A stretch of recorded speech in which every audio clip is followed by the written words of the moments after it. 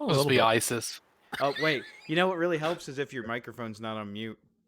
So let's try that again with less mute from the microphone. Hello, and welcome to the 5th session of Initiative Syndicate presents a very modified version of Dragon Heist. I'm fixing some camera things here real quick. And there we go. That should be better. Microphone is no longer muted. Discord chat, you guys are good. So we are continuing on with our journey into this sort of mini altered campaign for Dragon Heist.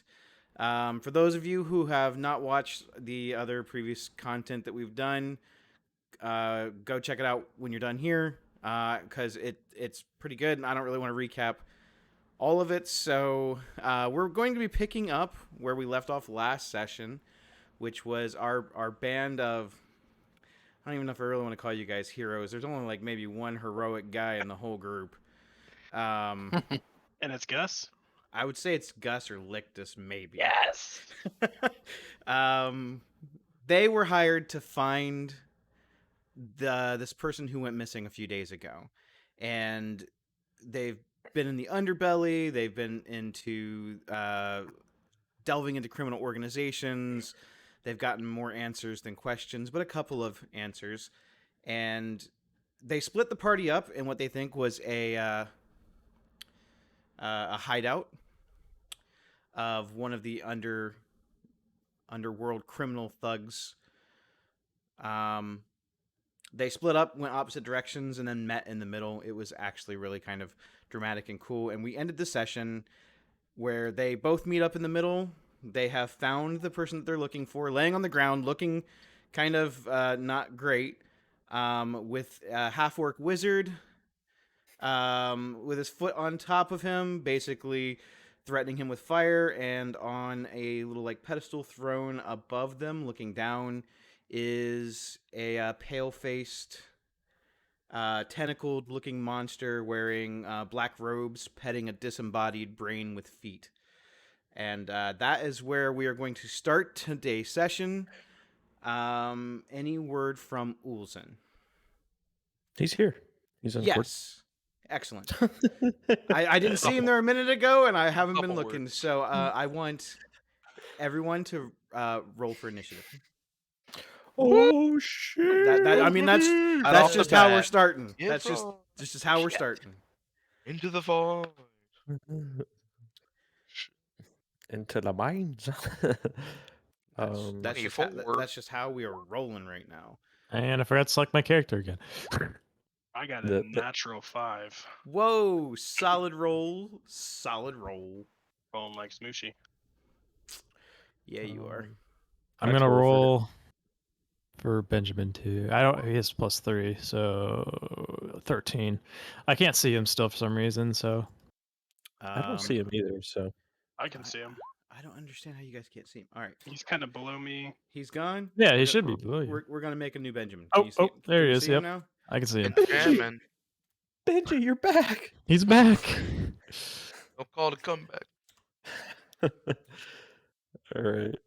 All right. Hey Noah, can you defer your first go to me? I want to No. go first. No. Okay, worth a shot. I was willing to negotiate. Okay, so let's see. Benjamin is on the map now. My one map is not updating. Let me refresh because I have to have like 4 maps. Because Sounds I'm about right. really cool. Way of the road. So we're gonna. That's we're how gonna, it'll go. We're gonna reload this player map for the people watching at home. We get to re-roll initiative then.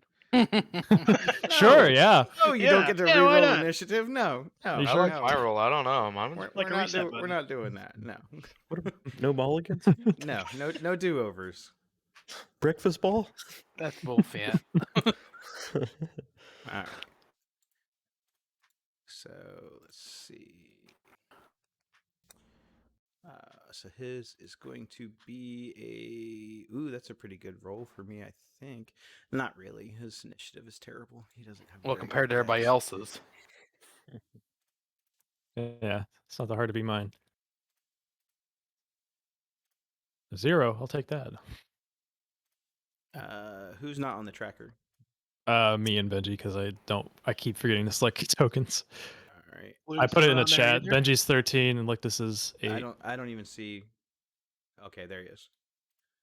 He's hiding underneath one of my little things. Oh. All right. Okay, so there's a lot going on in combat. You said that 13. This guy got 12. This thing got a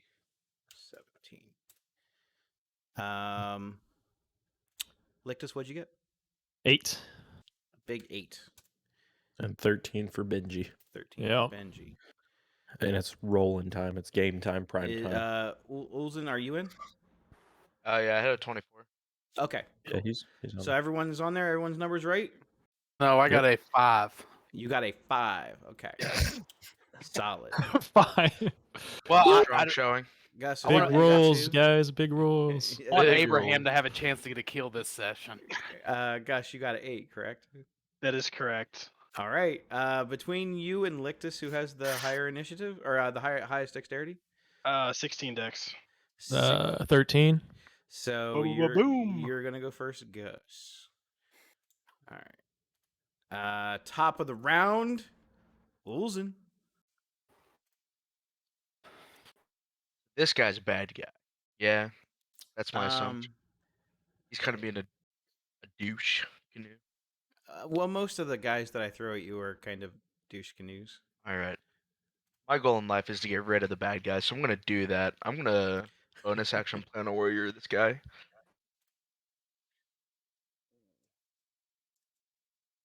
Should I?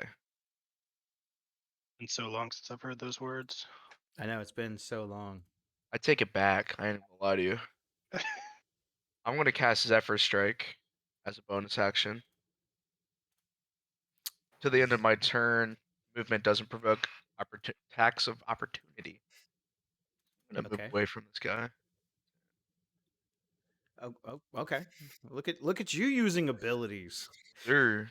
I didn't know you knew spells. I Yes, have to sir. say that it's really exciting to get to see you use other things besides I'll shoot twice, I'm done. Yeah, it's pretty exciting. It still makes it gives me an extra D8, so that's fun. All right. So I'll shoot at him now. All right. That is a 14. 14 on who are you shooting at? I'm Big sorry. Greek guy. This Okay, guy. the orc. Okay, the orc mage. He is sitting at a I think that hits. Of course, I'm not prepared. How dare they? Okay. His AC is that hits. Dang, really did not expect him to hit. Okay. So he takes an extra D8 from the spell, Okay. but only the spell is the force damage. Okay. So how much total? So it was 7 piercing and then 5 force. So 12 total. Yes. Okay. And I'll shoot him again. That's a 25. That's pretty good. I agree. Yeah, that will also hit. 6 damage. Roll a 1. An additional 6. Sir. You've got it. So you fire your first arrow with magical force presence behind it, drawing on planar energies nearby.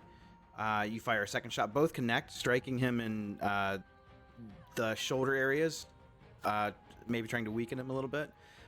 He seems pretty stout, though, so he kind of rips the arrows out and throws them on the ground. And then he growls at you. Roar! Ew. Anything else from you? That is it. All right. Abraham. So Abraham, finally finding a fight. Looks like there might actually be some combat. I'm gonna bonus action rage, and point my finger at the big orc guy, kind of standing on who we might believe is Floon. You take my arrows, like a man and kind of run up to him and try to like Superman punch him in the face. Okay. And let's see here. Okay, first one, 18. I don't see you. Huh? I'm right below. Yeah, 2 below Benji. yeah. I don't want to hover inside of Floon, so I'm on top of Floon like right now, like trying to punch him off of him. You know what? Well, you can't stand on top of him. You can fight. I mean, you then- can go in a space and then come out, but That's what I mean. I mean, it's only 10 feet of movement. right. Yeah. But I'll get an attack of opportunity every time you do that. I mean, I can move to the side and never lose this thing. So I don't know why you wouldn't just do that. Okay, I'll do that. That's fine. It's an 18 hit. I guess that's just what I'm asking. Like, I don't understand why you would go through that complication. Stop avoiding the damage. I'm not avoiding it. 18 damage hits, or 18 on your roll hits. Go ahead and roll for damage. 7 damage on the first strike. 7 plus- bludgeoning plus 2. damage. Plus 2, 9. Plus And it is rage. magical. Yep. Okay. So 9 total on the first strike. And second strike. Actually, I'm going to try to grapple. I'm going to try to grapple for my second strike. Okay. So contested strength. I don't 15. think that guy's strength is very good. Let's find out. I rolled a 4. That's a fail. All right, so he is grappled. Okay. And that is going to be actually action surge. I'm gonna put One this, addition. I'm gonna put this little web thing on him. That's cool. To show he's You can grappled. take one additional action on your turn. So I'm going to do. I'm going to do a. While kind of grappling, I'm going to do a bear hug attack on him. Okay. Does a 17 hit? Yes. Okay. 14 damage. Gosh, does your hit do that much? 1d10 plus 5. Yeah, man, I made your stats pretty good. Okay, 14 damage it is. And then for the second attack of the action, I'm gonna do an ear clap. Does the okay, hold on. So the bear hug does not break the grapple, correct? Making a no, it does not. So if the attack succeeds, he still becomes restrained. Still, yep. Now, if you do So the I'm- ear clap, it does, Yes. correct? Yes, Okay. correct. So you should actually have advantage. Yeah, on I already- these, I believe. It's all good. I mean, this is a crit. It's not gonna get any better. Go ahead. So, clapping his ears together, I kind of disorient him. He is now deafened and stunned until the end of my next turn. Does the ear clap do It does. damage? It does not do damage. It just Okay. breaks the grapple. So the grapple is broken. I don't and think that is you gonna be my actually turn. have to roll for the. Yes, it's still an attack. Okay. Well, I don't remember because I yep. think it's the first time you've ever used the ability. So. Yep, I added it to my thing. So So what I is got everything is set. he deafened or how does it he work? is deafened and stunned until the end of my next turn. Deafened and stunned. Yep. But no longer grappled, right? Correct. Okay. And that is my turn. So that's a lot of things that happen. So Abraham von Brunt, the Iron Mask, comes running up, no weapons in hand, punches this dude square in the jaw, Goku style, from out of nowhere, and then wraps him up in a bear hug. Sounds like he's breaking a couple ribs, and then lets go, ear claps him, and this wizard guy's looking dazed and confused right now. Is that it for you? Yeah. Yep. That's it for me. All right. Next up is the disembodied brain with feet. Rain Man. Man. Let's see his stats. I have a tab open for it, of course, right? Brain Dog. I think his movement's like pretty good. Yeah, it's 40. Okay. Uh-oh. So 5, 10, 15. Let's go 20, 25. We're gonna go over here towards Cratch. And What am I, the Scarecrow? Yep. He- That's what it is. we are going to make. Let's see. Target one creature. See.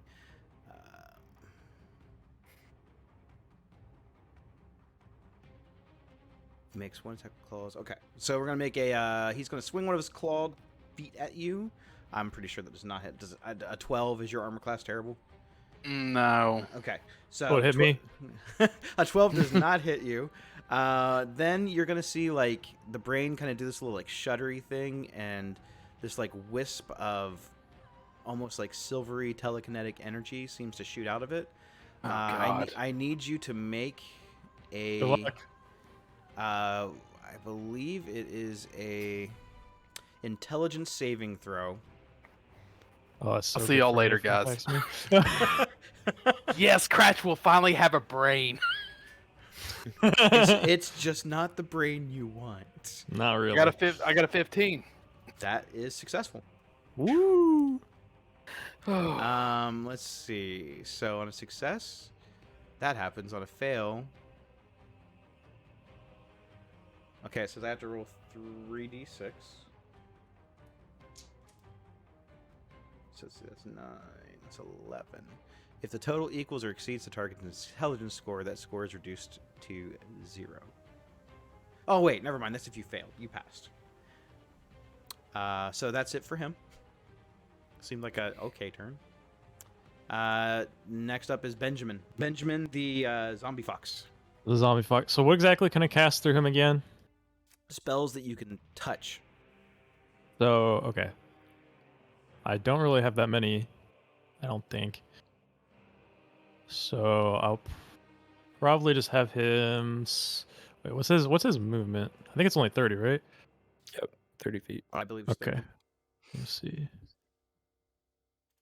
Okay, I'm just gonna have him come over.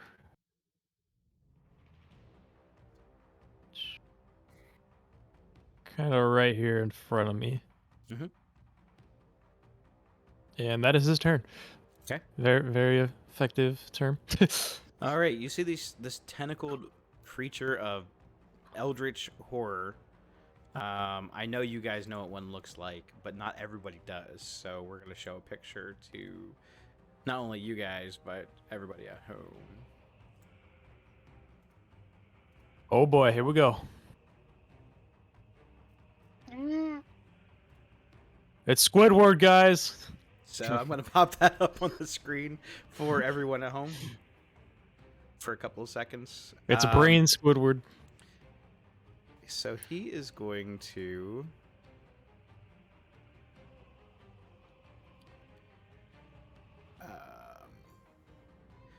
Wow. Okay. Yeah, let's not do that yet.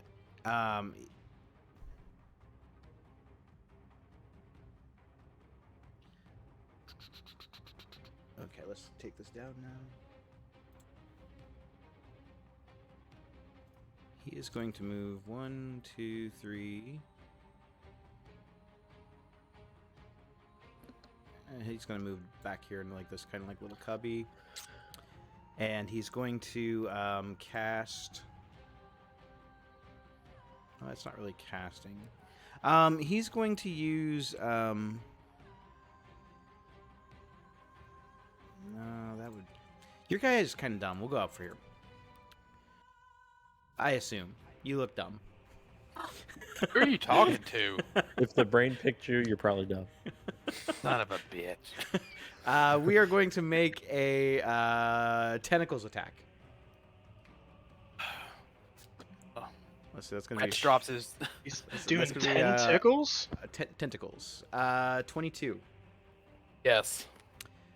Okay. You are going to take.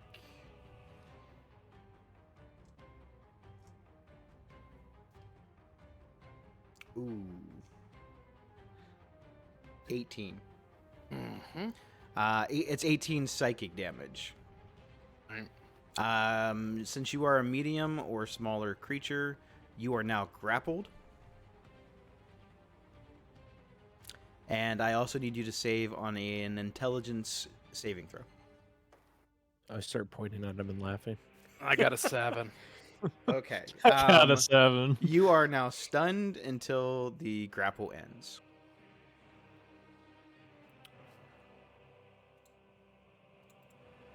Okay. So web, because you're grappled, and the lightning bolt. You are stunned. That is his turn. This orc person. He's stunned. I know he's stunned. Okay. I believe it's just stunned till. How long is the stun End of- last? Till the End end of of my his next turn. Yeah. Till the end of your next turn. Yeah. Okay. So that's gonna skip his turn. He's done. Lictus, you're up. All right. Perfect. Beautiful. Where is it? Fireball. Yeah, do it. Oh boy. Whatever on your friends, right? You I'm- know. I gonna- can, I I'm can gonna- take it. I can take it. I can Right here. No, not really. I'm not gonna cast it there. I'm just gonna catch. I'm gonna try and cast it down here so I can catch these two. Let's see. 20 foot. I'm gonna cast it right in this cubby. It should catch this mind flare too, I think, or not mind flare. This thing. Brain. Yeah. Okay. So I'll go down here, cast it down there, the bottom here. Let's see. Great balls of fire. Cast. Oh god, that's a lot of dice. I cast it at 4th level too. Damn. And then I think it's a 16 dexterity. Yep. 16 dexterity, yep. And then on a failed save, or on a successful save, you take half. You are actually casting fireball, I am actually Yeah. casting it down here. and you're making the impact down there.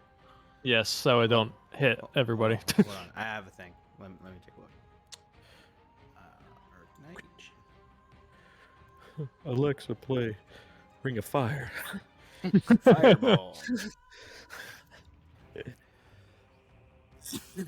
Okay. So, if you target fireball down here, Yeah. which that's completely fine,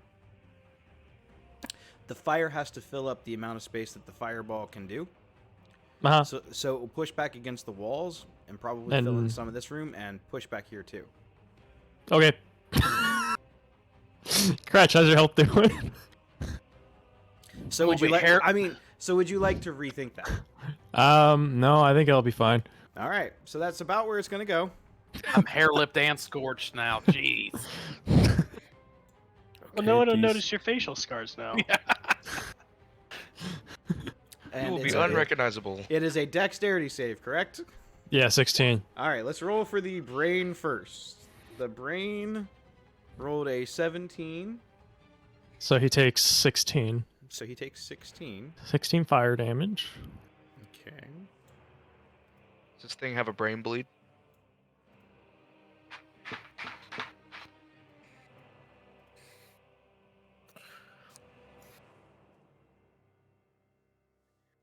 Okay. So Hmm. 16. There's always got to be one in the group, isn't there? Always. Let's see. This guy is going to make his dexterity save now. Yeah, I would have cast lightning bolt, but He I got flew too much damage. He got a 19. Who had the mind flare? Mhm.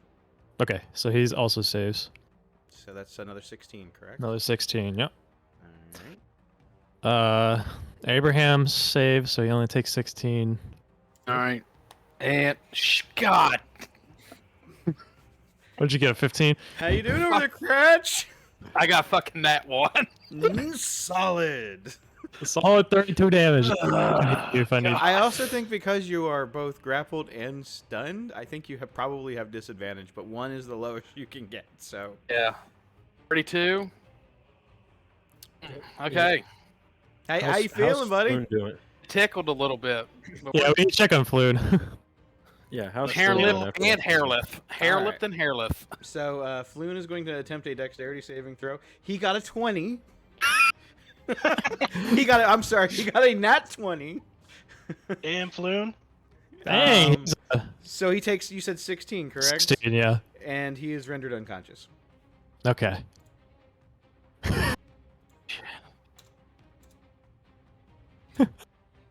Did the orc?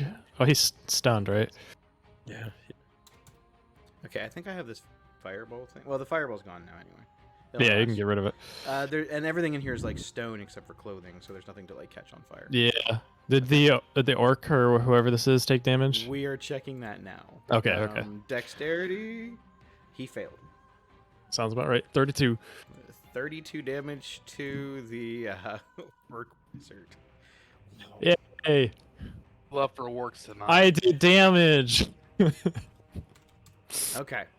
So Lictus comes up and says, hey guys, I got this, and launches a fireball spell right into the back of the room, thinking, that'll be fine. Not realizing that it has to fill up the entire space that the fireball would occupy. So it does damage all of the enemies, but it also damages 2 of his friends and renders Floon unconscious. Yay. Anything else from you, or have you done enough this turn? Yeah, please stop. Please stop. I'm just kidding. Yeah, I'm done. All right. Actually, no, I'm going to give my ring of, what is it, spell storing to Benjamin. That's it. Okay. It's just a bonus action. Doesn't really do anything. It's not that All hard. right. Gus, you're up.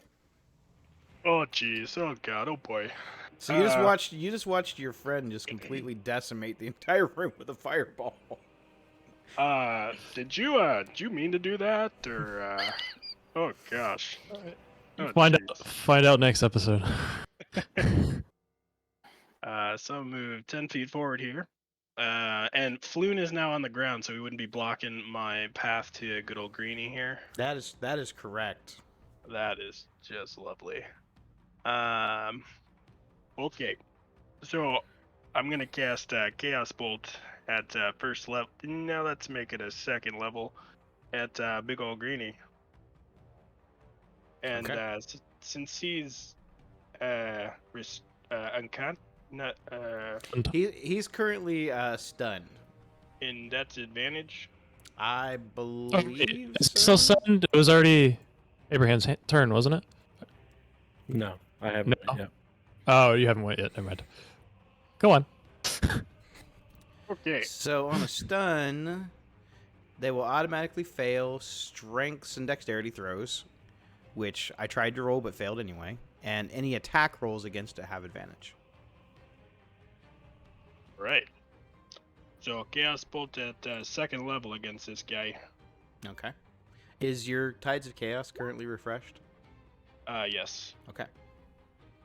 So 15 and a 14. Either of those hit. Oh, for advantage? Mm-hmm. On the wizard? Yes. Oh, wait. Yes, it does. The 15 hits. All right. We're gonna go ahead and do acid damage, the way the Lord intended, for 13 damage. 13 points of acid damage. And then I'm gonna go ahead and Did you do the additional, like, 1d6? yes. It looks like it. Yeah, it looks like it. Yeah, So it should be a total of 13 damage, correct? 13 damage because I rolled a 1 in my d8. I'm going to spend 2 sorcery points to go ahead and quicken a spell, which is going to be Ray of Frost, that I will shoot at the same person for advantage. It's a natural 18. Ray of Frost is And- cantrip? Yep. Okay. So that was a 27 and a 26. And that is, again, 7 cold damage. And when he does gain movement back, it's reduced by 10 feet until the end of my next turn. All right. I'm going to put, I don't know how to, oh, there's more tokens. Let's go with the, that guy with the arrows in his back is pretty funny. Isn't there one like, it looks like a iceberg or something? Yeah, frozen orb. There we go. Cool. Okay. That it? that is gonna go ahead and end my turn. So Gus launches a lobbed bolt of just chaotic elemental energy that ends up on acid, kind of burns through a little bit, and then immediately casts Ray of Frost with his other hand, doing some chilled damage to the mage, who is kind of stunned right now and doesn't even really know what's going on. Cratch. Well, I'm dazed, grappled, and charred. Um, Another normal day. can I try to break the grapple? I don't think you Can I do with that when I'm stun. dazed? When you're stunned, I don't think you can do anything. Correct. So I'll just sit there like a bag of pork rinds then until Lictus wants to burn me up a little bit more. Oh, don't worry, I have my plans. Fireball again. Fifth level is Anybody smell barbecue? Yeah. fifth level fireball. I just sit there just drooling, looking around. Any normal day.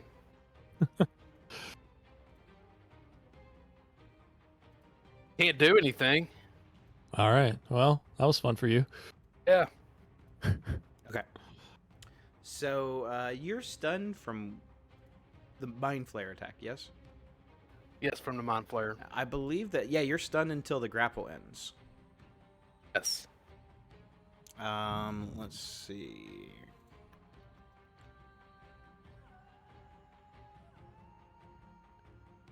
So you're gonna have to have somebody like help you.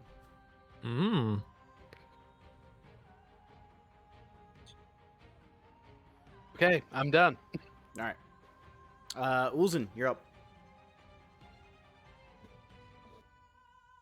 So how's he grappled? By, like He's, tentacles? he's, and he's stuff? grappled by the tentacles. Yeah, they're like wrapped around his head. Shoot at his head. If you're Yeah, would wondering I what be he's able to doing, shoot the he's getting tentacles? ready to like try and eat his brain.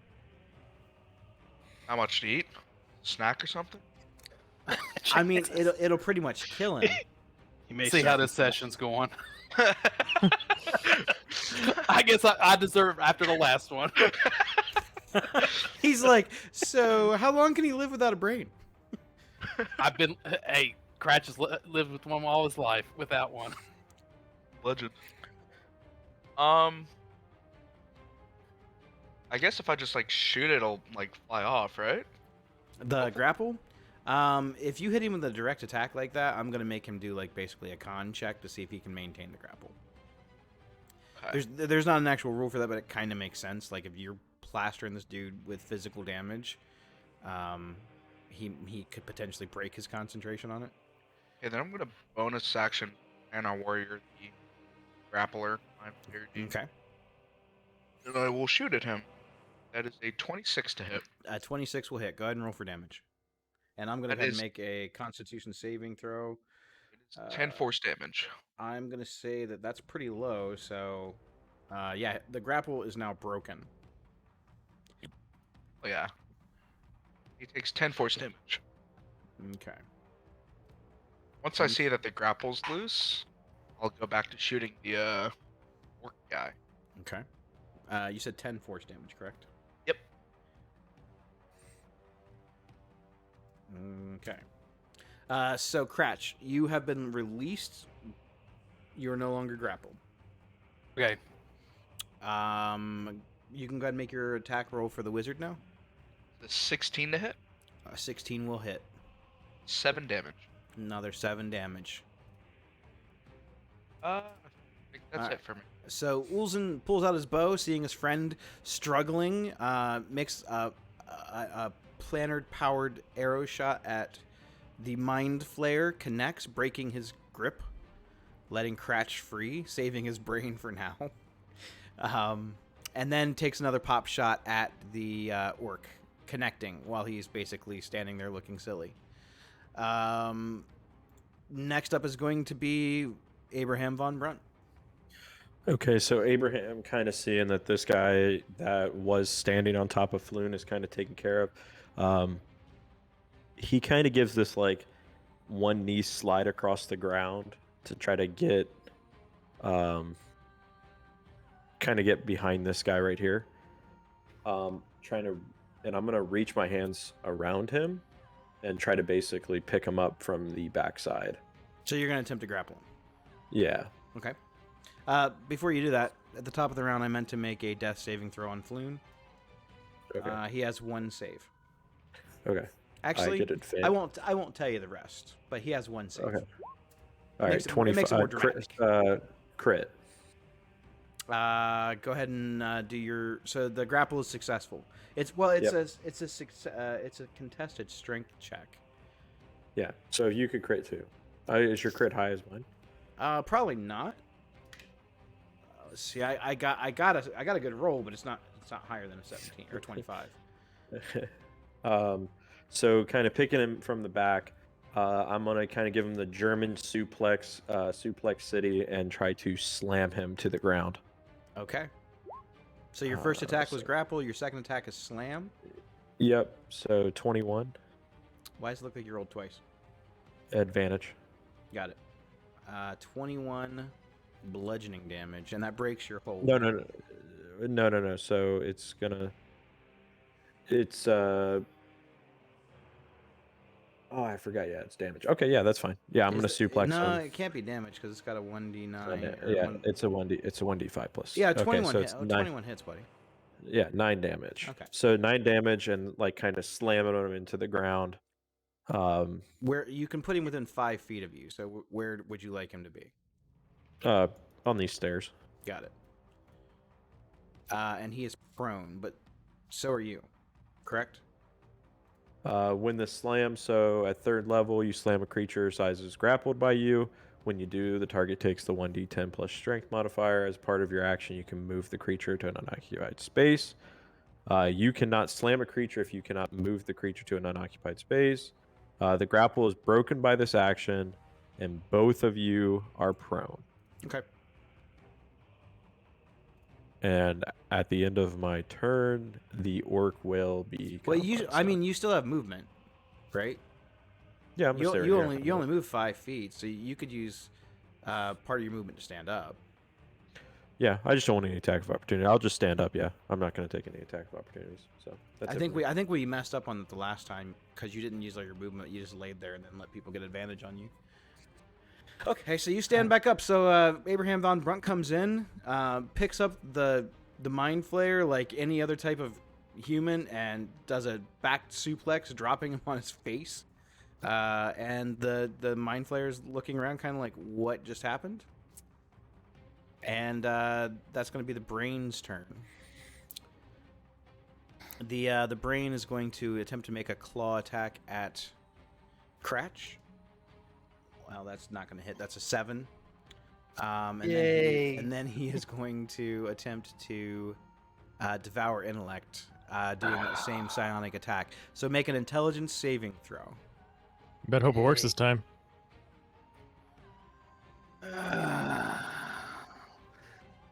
I got a 6. Yay, you lost. That is a fail. I suck the- at this game. And the damage is going to be... Well, it's only 2. Oh, I've rolled 2 1s. what else happens along with it?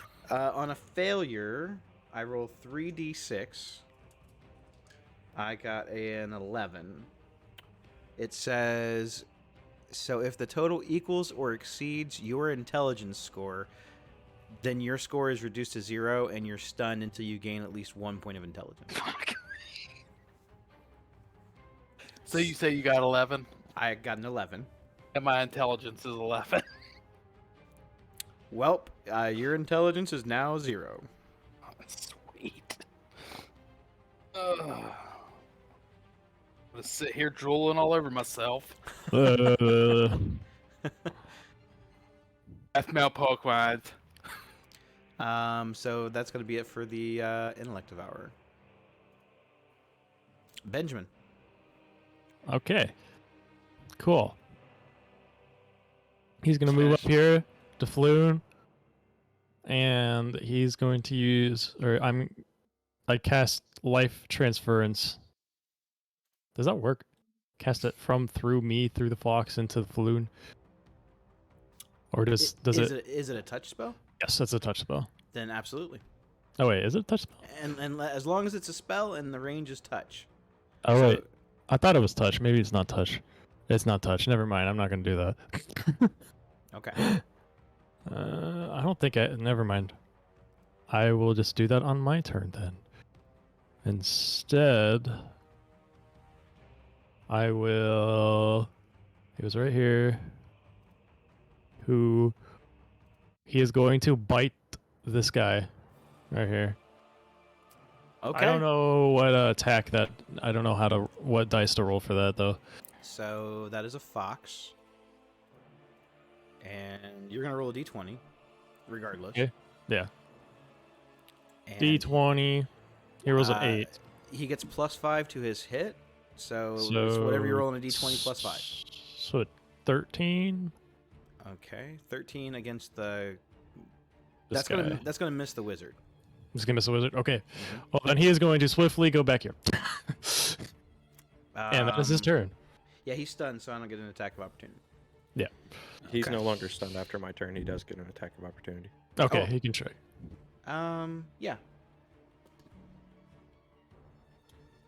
Does a 4 hit your fox? No, it does not. Your guy has a 13 armor class. Okay, so that he uses his reaction to do nothing.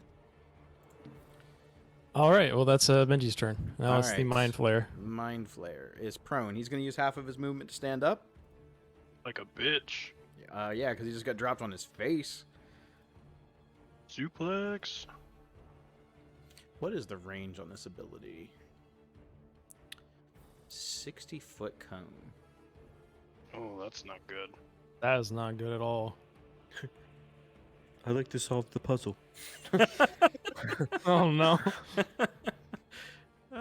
Let's see, 60-foot cone. Oh, ass.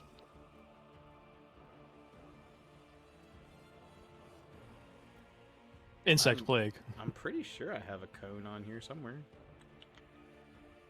Whatever you're about to do, it misses.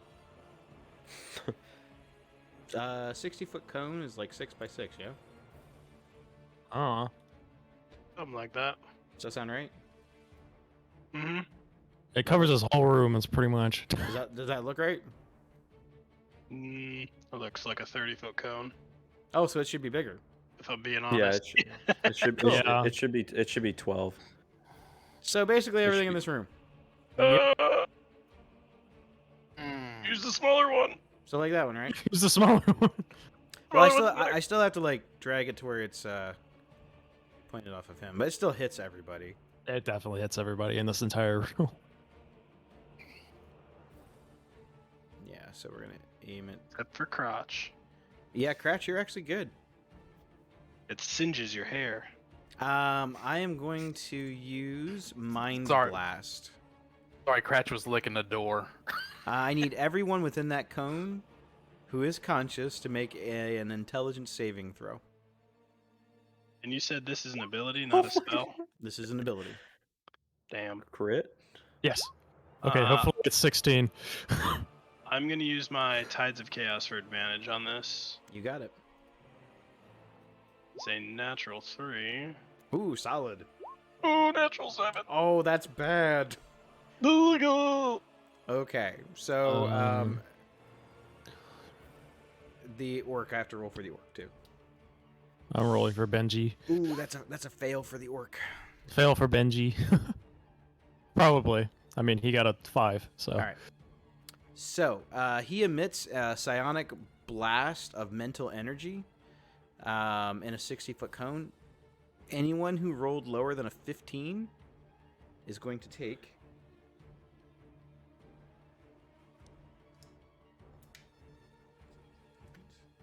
As long as it's more than 2 damage, Benji's dead. Everyone who rolled lower than a 15 takes 20 points of psychic damage. And you are stunned for 1 minute. Is it half? Is it half if you saved? It just says each creature has to save or they take this and be stunned. It says nothing about whether you succeed. Oh. all or nothing. So I don't take any damage? So I'm assuming that if you succeed, you take nothing. It actually just says fail. Wow. Okay. So, no, I'm not gonna metagame. We're in danger. We're But- in but- danger. I'm in danger.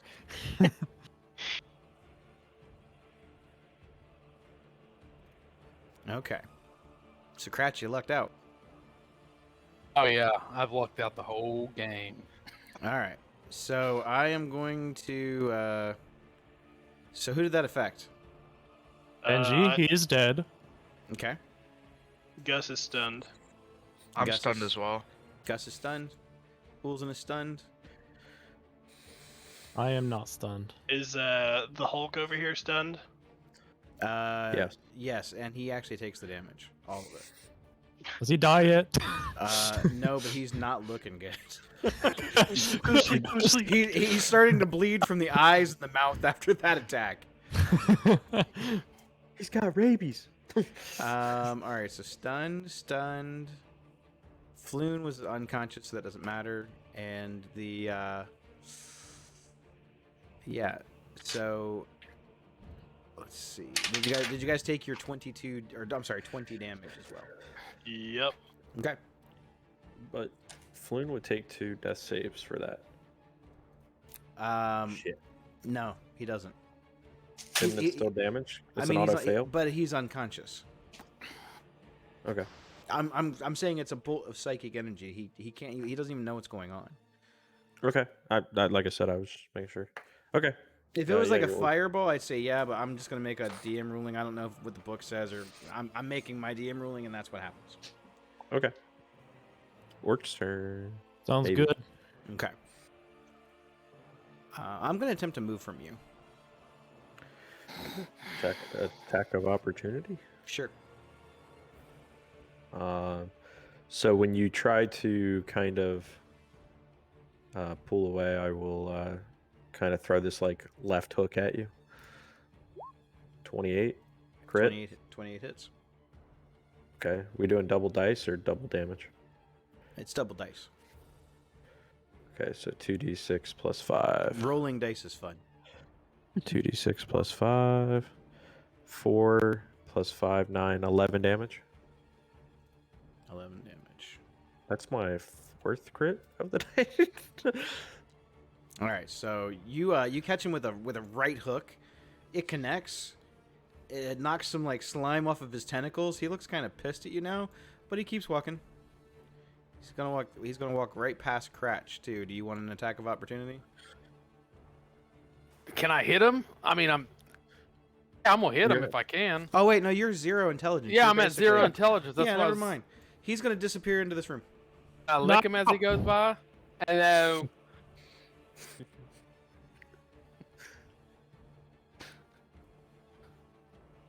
It's like chicken. And then it's going to be the orc's turn. He is stunned, so that was a fun turn for him. Let's see.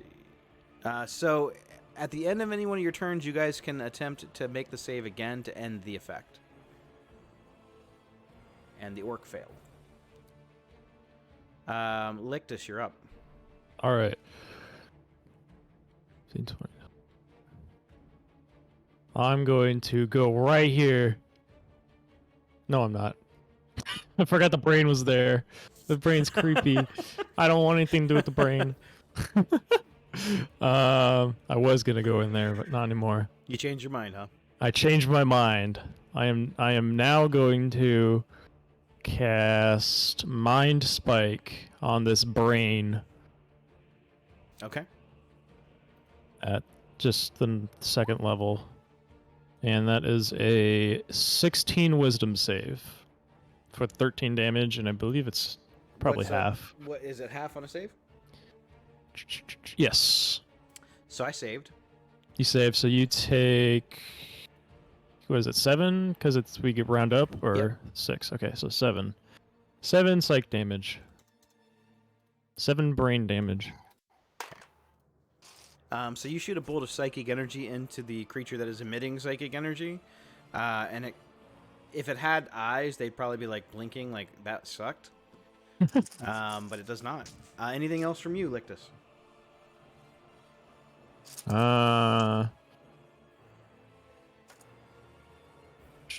Does it look like the brain's concentrating on what it's doing? No. Okay, never mind. Nope, I'm done. All right, Gus. So your whole turn is stunned. Yep.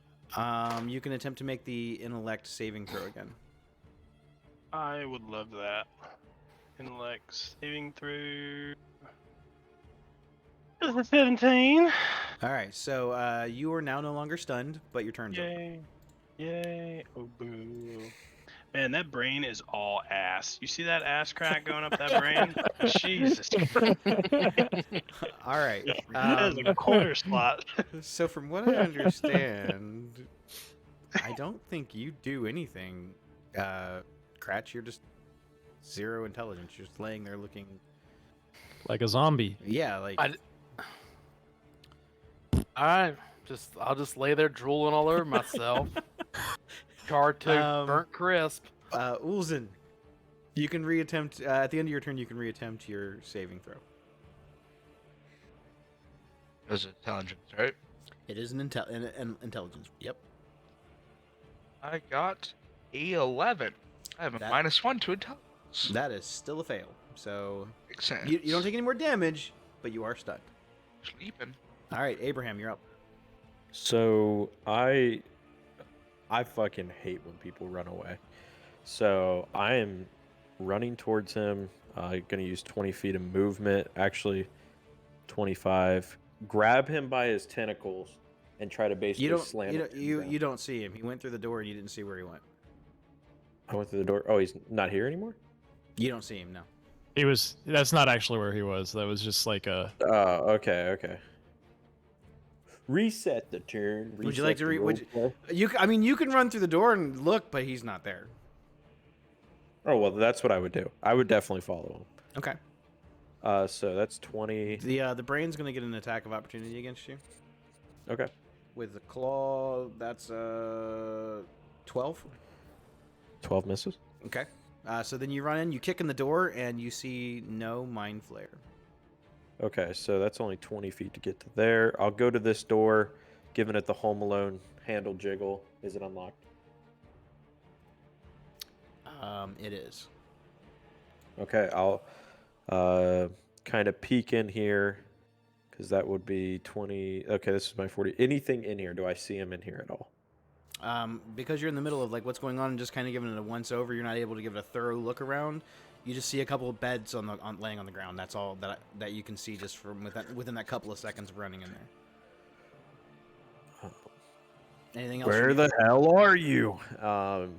Dash, go up to this door and see if it's unlocked.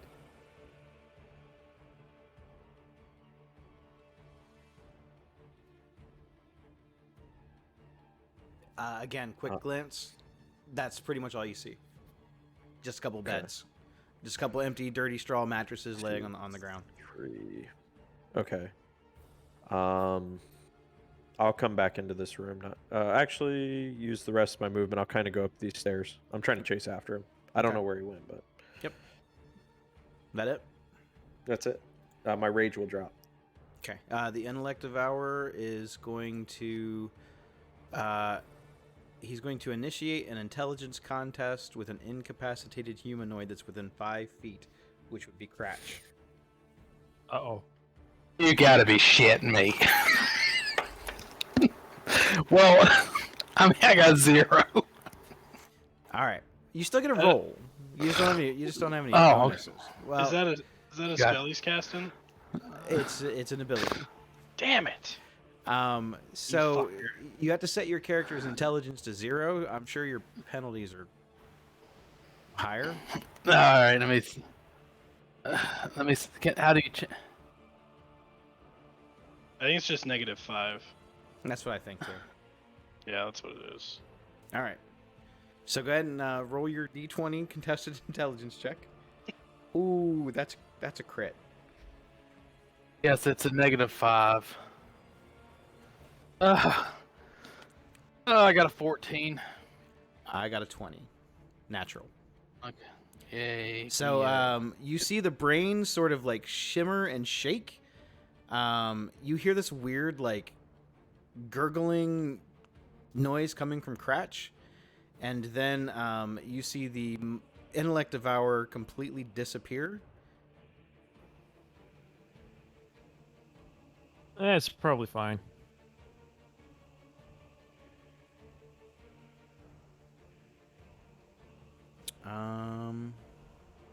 So it went inside Cratch.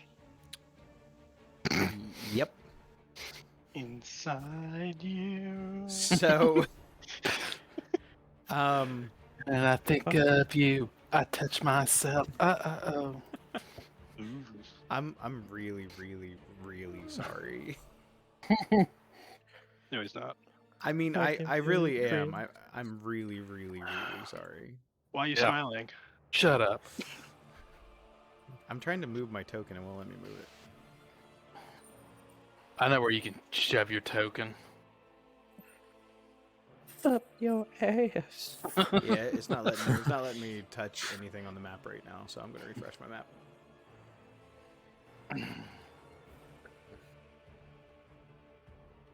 Okay, there we go. That's better. So We the have Intellect to kill Devourer Cratch. is off the map. You see Cratch sort of regain consciousness. Did we see what happened or no? You see the brain kind of like, you hear this weird like almost like a sucking gurgling noise, and then just gone.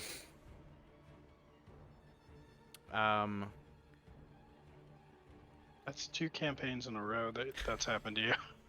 I know. I mean, it's not exactly the same thing though. That's all I'll say. Close. Benjamin, you're up. He's dead. Papa? Oh, Benjamin's dead. He's gone. I think this guy's stunned, the, right? The orc has I guess to make a save. Yeah. He fails, so he's still stunned. Yay. Electus, you're up. Well. Okay.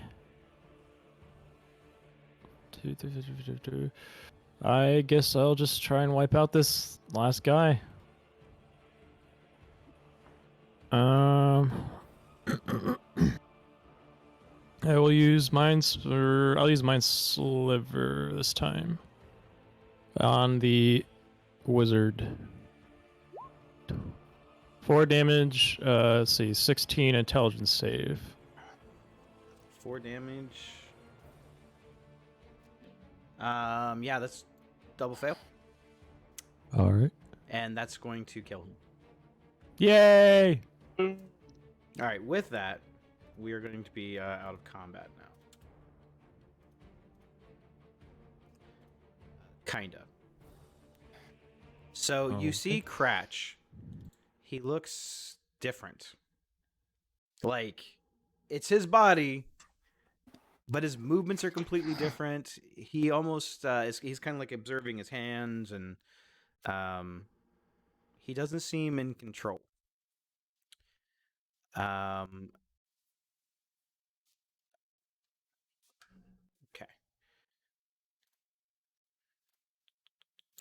So that's 2. Okay. Meanwhile, Floon is bleeding out on the ground. Okay. Well, I'm- oh, sorry. Yeah, you can go ahead.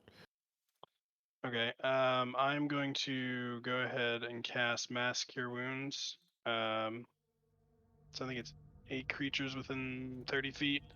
Mhm. And I will make sure Floon is one of them. Will be 3d8 plus 5.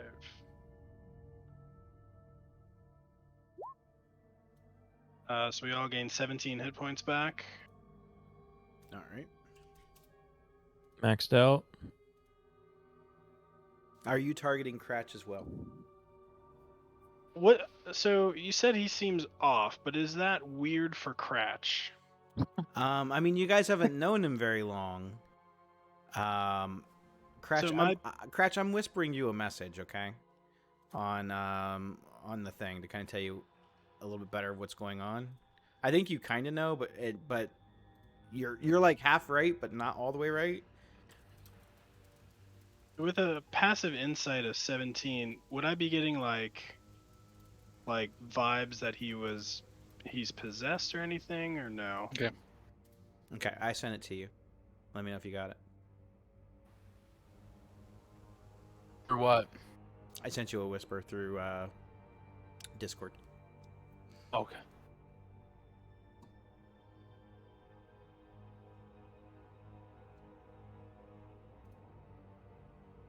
While this is going on, I'm gonna That's what resummon. Yeah, I figured that.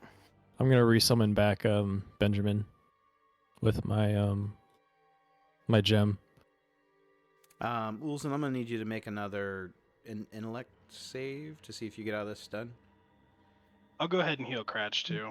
I feel like that's par for the course for him. Yeah. So 17 to you, Cratch. All right. I'm gonna, I think, go and walk up to Floon here. I'll follow. Hey there, filler. Are you Floon, I'm presuming? I am. I thought I was gonna. well- I thought I was gonna die in here. Well, the Gustus League is here to save your life. My name is Gus, leader of the Gustus League. You may call me Gus. Why are my clothes burned? Don't worry about that. That guy with the tentacles, he's a weird guy. I don't know what kind of stuff he's into, but he burned your clothes right off. Oh gosh, this was the scariest thing I've ever been involved in my entire life. You wouldn't happen to know, like, is there a secret room or anything that he could hide in? You've been down here a little bit. There was something on the pillar. When they Something brought on me the- in, they originally brought me in there, and there was a button or something that one of them pressed on the pillar, and it opened up a portal, but I'm not sure to where. Okay, I'm gonna yell at Abraham. Check the pillar. Fuck! Yeah, and he'll kind of running back, and he will take a look at the pillar. I'll go d- in. Don't I'll- touch it. Maybe just look for something. I'll go in and help. I don't take orders from anybody. I'll actually just touch it and try to see what it will do. I'll stand back here. Make an investigation check at disadvantage.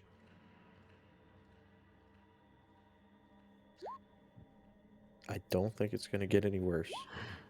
So, only you you have look, and this thing non-disadvantage. has tons of weird ruins and stuff, and you're feeling all around it, but you can't seem to find a button of any kind.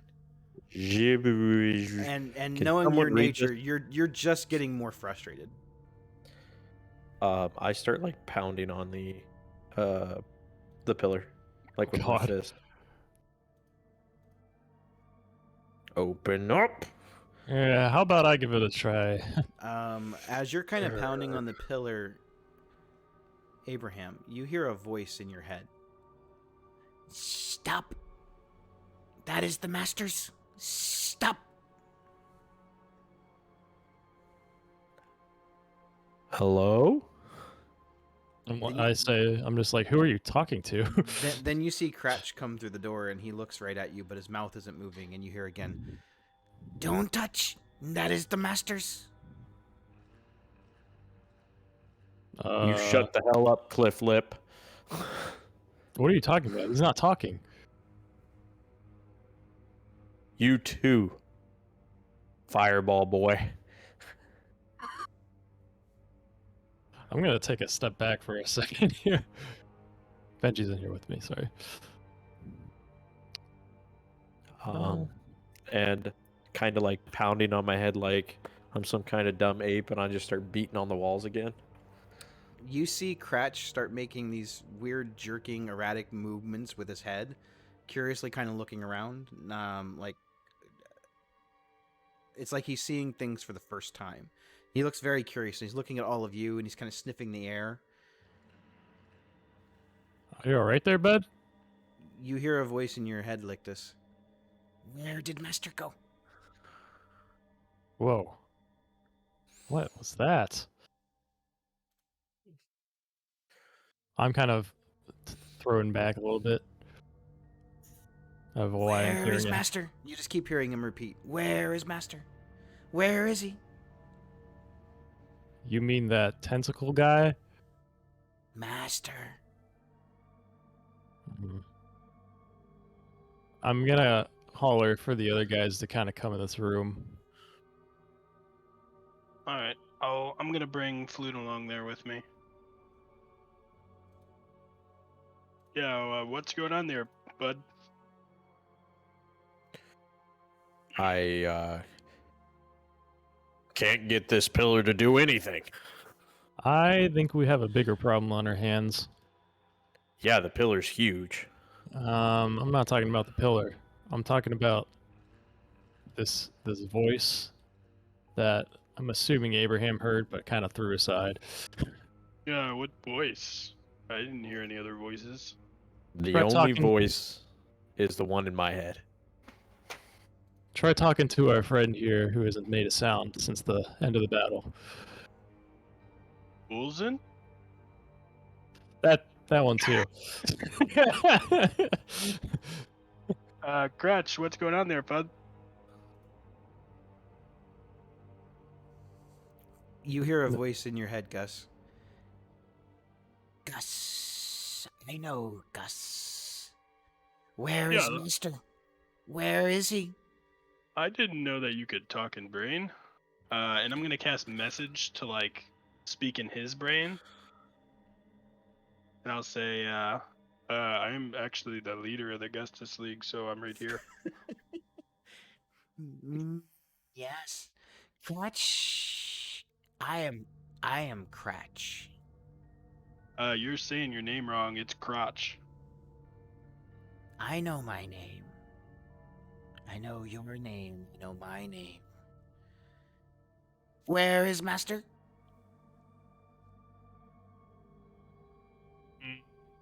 I think he ran out to get that paper. I think you went to go get milk. Do any of you speak deep speech? Damn. No. I can make it so I can.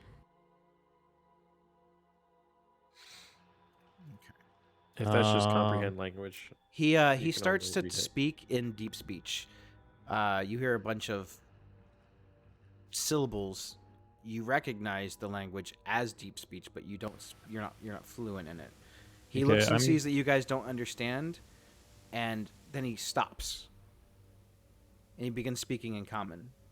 So now you hear Cratch's voice. Interesting.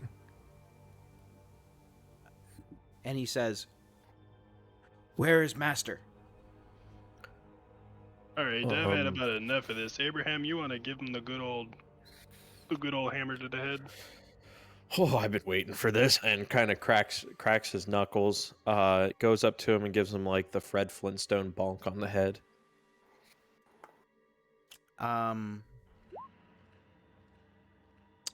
Okay. I don't know. What is your armor class, Cratch? 19. So a 24 will 20? hit.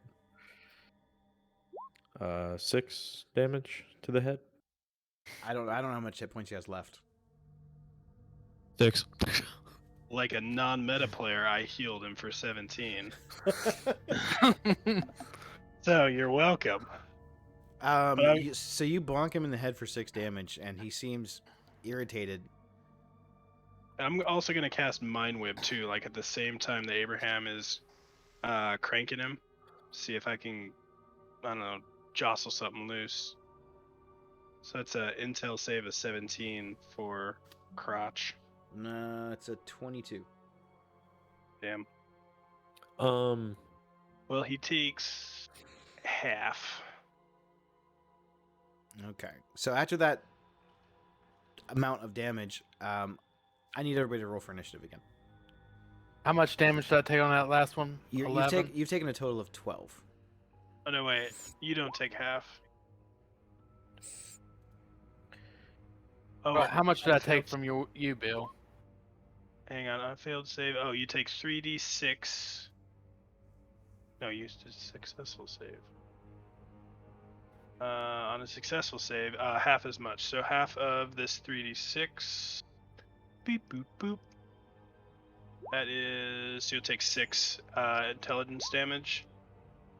And that was a leveled spell for my Tides of Chaos, if you're wondering. Yep, go ahead and refresh. Ba-ba-ba-boom! And roll on your weird table. Yeah, boy. For Let's your get like, weird. like your 1d20 or whatever. Oh, didn't I roll actually on the magic table? Mm-mm. I thought I did. You do. You're When- right. when I- 96. What is Yeah. 96? You and all creatures within 30 feet of you gain vulnerability to piercing damage. Sweet. Oh, God. Minute. Sweet. Well, time to bring out the that's- rapier. That's my fault. And then I'll roll for my tides. Okay. Okay. You guys suddenly feel vulnerable.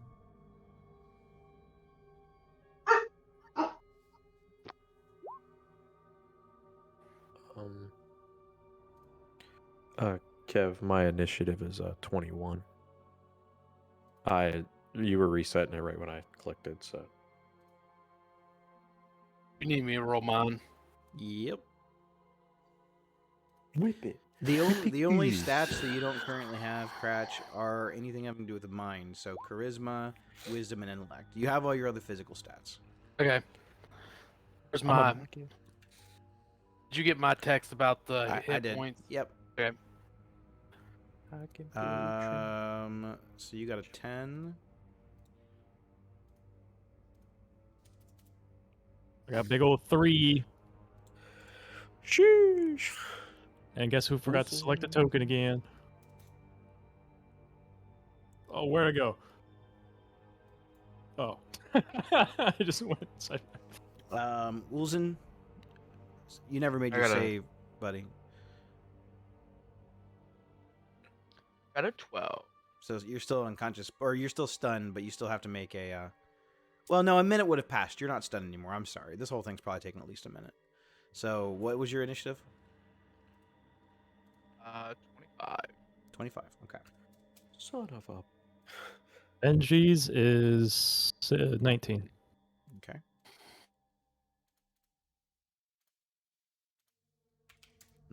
Got it. Is that everybody? Well, I'm Did I- not going first. Did I get everybody? I believe so. All right. Unless you want Floon in here. No. No. Yes. He is staying back away from the action. The last time he was in the middle of one of your guys' fights, he almost got burned to death. So. All right. First up is Ulzen.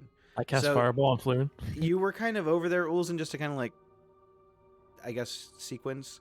You kind of picked yourself up. You looked around. You heard shouting in the other room. You know something's up, but you're not exactly sure what. Is this door open or? It is now, yeah.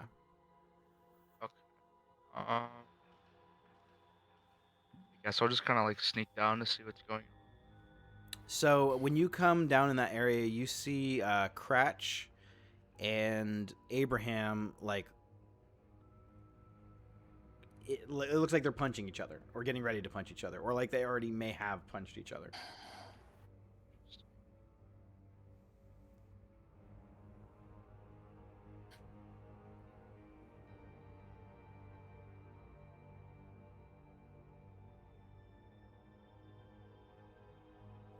If you want to better assess the situation, you can always hold your action until you know more of what's going on. Yeah, I think I'm just gonna hold my action. I'll ready my bow or whatever and just kind of sit here and wait. Okay.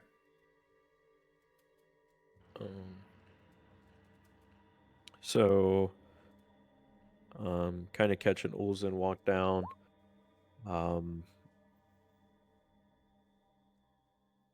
Since I have the full go to actually swing on Cratch, I'm going to take the full advantage of it. Bonus action, Rage. Yeah, got it. And I will so kind of take the I'm gonna instantly go in for this eye gouge. So kind of giving them the Captain Insano like sneak attack, like poke them both in the eyes. I believe you have to have the character grappled to do the eye gouge. Okay, so I'll do the grapple first. Yes, you are right. I just read it. The gouge is 20, but I will do the contested strength check. So 19. Go ahead and make a contested strength check, Cratch. I got an 18. Okay. Okay. So the grapple happens. Okay. The eye gouge will probably miss since you said you have a. What's your AC? 19. Okay, I got a 20 on the eye gouge. Okay. So does it do damage? No damage. Yours- You will have the he's blinded blind. status. And how long does that status last? It does not say how long the blind status lasts Okay. on my thing. I probably but- meant for it to. You could make another save at the end of the turn, pretty much like every other status. So. Okay. And that is going to be my turn. Okay. And that is it for me. Wilson, what exactly are you holding your action for? What event are you waiting to see what happens?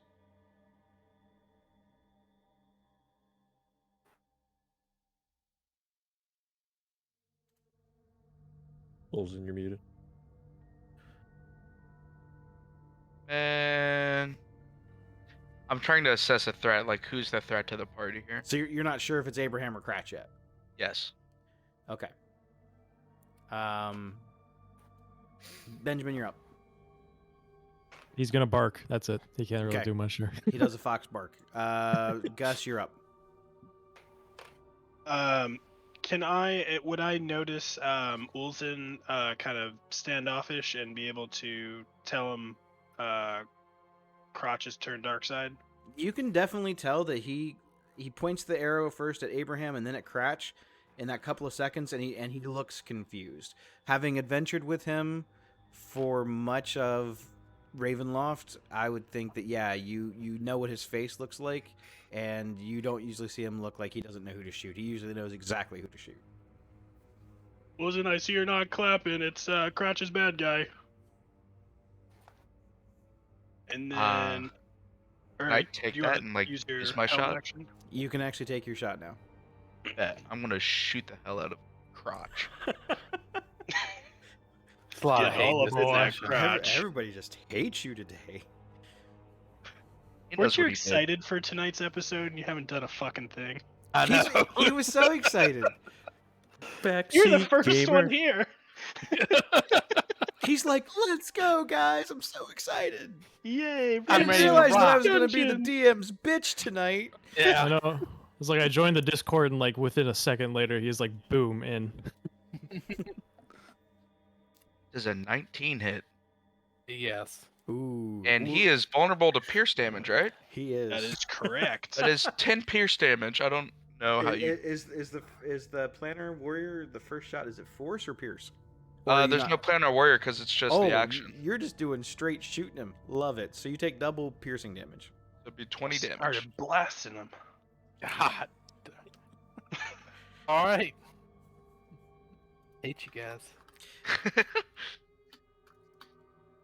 I'm glad I stole your Um, kill last week. Gus, you're up, buddy. Sweet justice. Alrighty, so I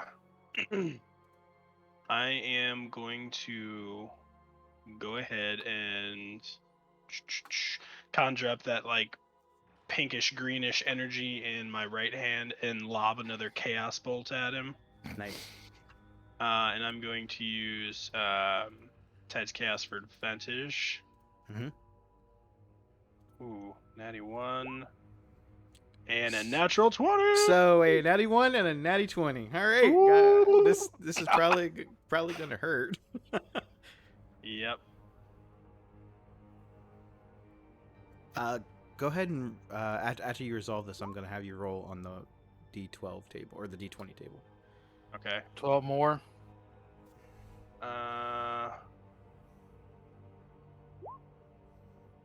So I just rolled my damage dice twice. Mhm. So 12 and 13, so 25 total. And that is... Oh, shit. Psychic damage and poison damage. So you get lobbed with this bolt of just purpley swirling green goop, and it connects.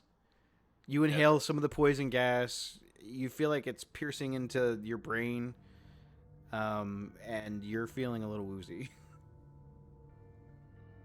Got it. All right, Cratch. Gus, you have anything else? I sure do. I'm gonna go ahead and use. Oh, I'm gonna do my D20 roll first. Mm-hmm. Doesn't do it. And then I'm gonna go ahead and use 2 more sorcery points, and go ahead and cast Ray of Frost on Cratchy. Man, he's trying to take you down. Oh, that's a 20, dirty 20. Yeah.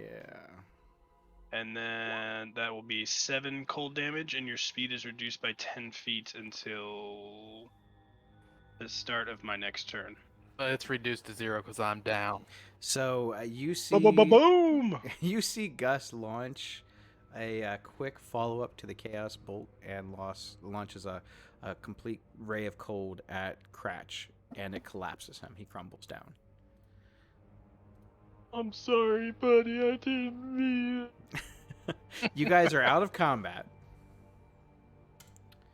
Can I get up there and maybe make like medicine check to see if I can like stabilize him? You have a Might healer's want kit? suck on my head. Or would I be able to have cast the Ray of Frost just right to like freeze him like Austin Powers so he's not actually dead? I would say no. It's like non-lethal frost damage.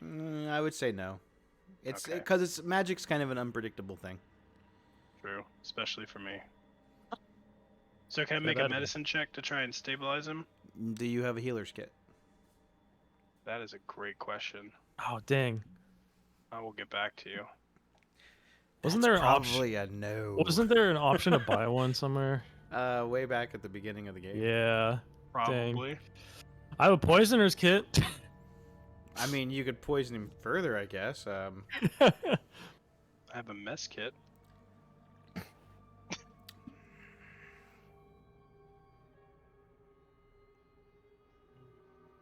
No, I don't see. Oh, you know what? I have potion of healing, I think. Well, there you go. Didn't Yeah. you guys buy some before you came down? Yeah, I was like, I have potion healing too. Okay. Okay, I'm gonna search his pockets to see if I can find his potion of healing. Cratch, did you have a potion? I think he No, might. I have. didn't buy any. I gave all I my money didn't. to.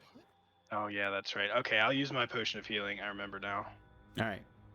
And I'm gonna tell Abraham to like get him in the Nelson and hold him up, and then I'll feed him the potion of healing to like stabilize him. Yeah. So are you yeah, okay. are you tying him up or are you holding him? I'm gonna hold him down. Okay. I mean, kind of like pry his mouth open, like fish hook both of his mouth open.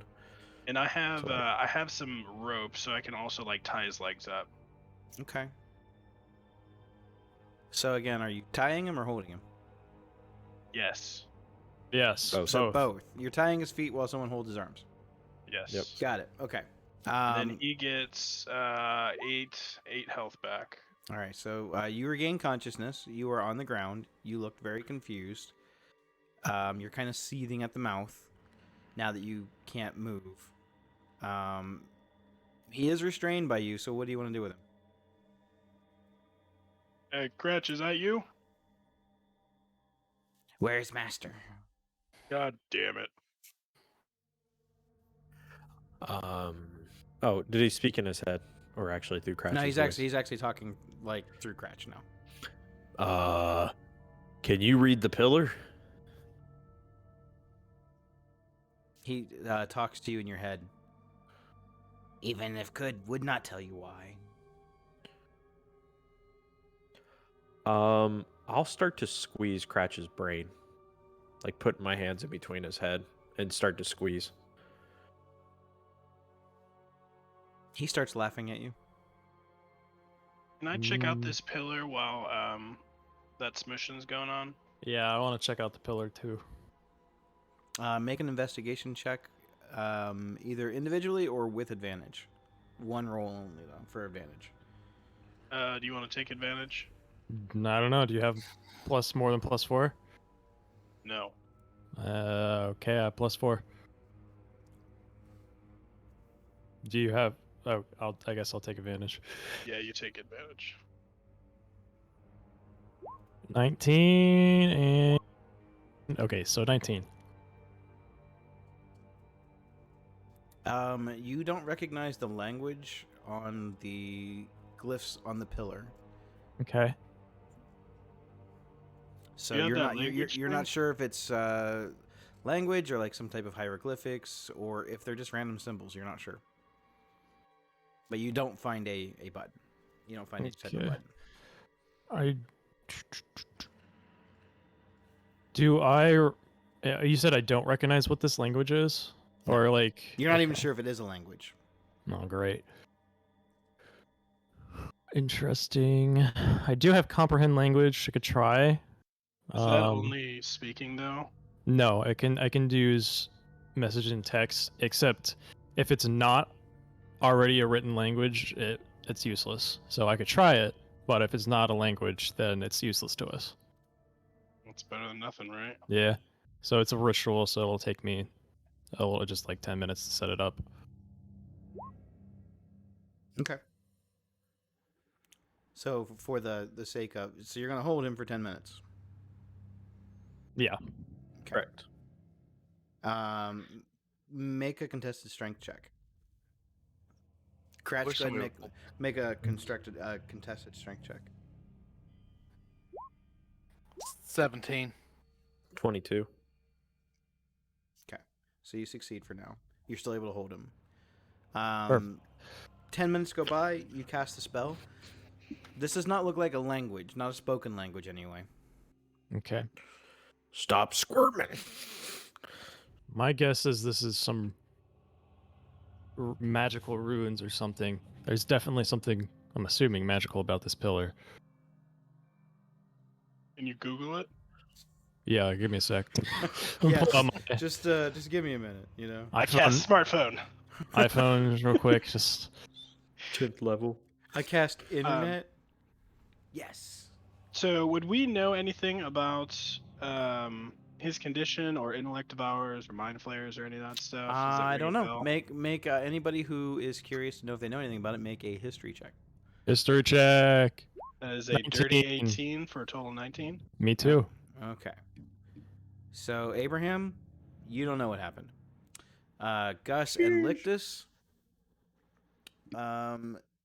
Mind flayers are, I mean, they are uncommon, but they're not unheard of.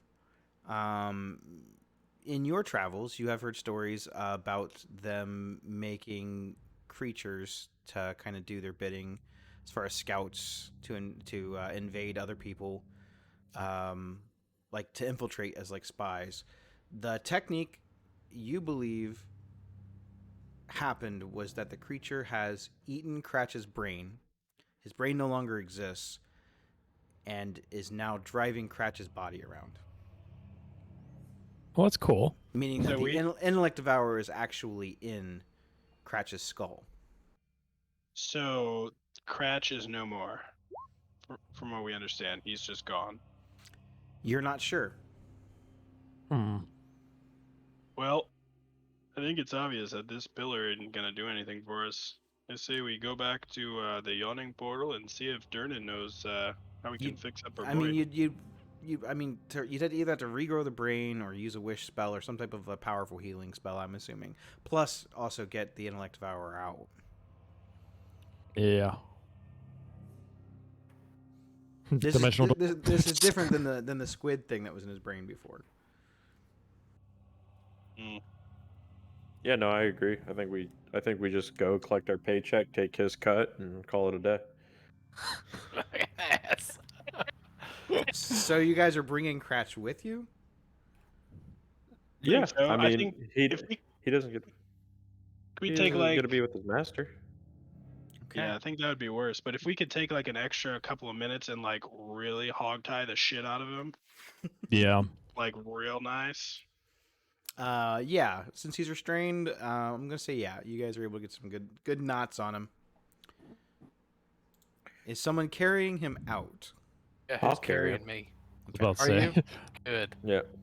Good. I'm gonna piss all over you on the way out. Do you want to do anything else in this area before you leave the sewers? I I was gonna say, go ahead. I don't think there's anything else, but there is this area over here. Mike could send my fox there if you guys want to check it out. Yeah, and while you're doing that, I'd like to just investigate these rooms over here just to see if there's anything. So better investigation in the bedrooms to save some time. They're just dirty old mattresses. Okay. Okay. I'm gonna follow Benji to over here, and I'm gonna. While they're doing all their investigation stuff, Kev, I will take out some parchment. And kind of like scribble the runes on a piece of paper. Okay, make a let's go intelligence check to see if you're able to like replicate them. It would be like taking a pencil, like just scribbling. Like I see They what you're would saying. transfer. Yeah. Yeah. Go. I'll allow that. Okay. I'm gonna see he fits in here. Yeah, he does. He fits in there. Anything revealed, or does it just lead to more sewage line pipelining? So I'm gonna use Find Familiar just so I can see through his eyes. okay, so you see through his eyes. I'm going to reveal a little bit more of the map here.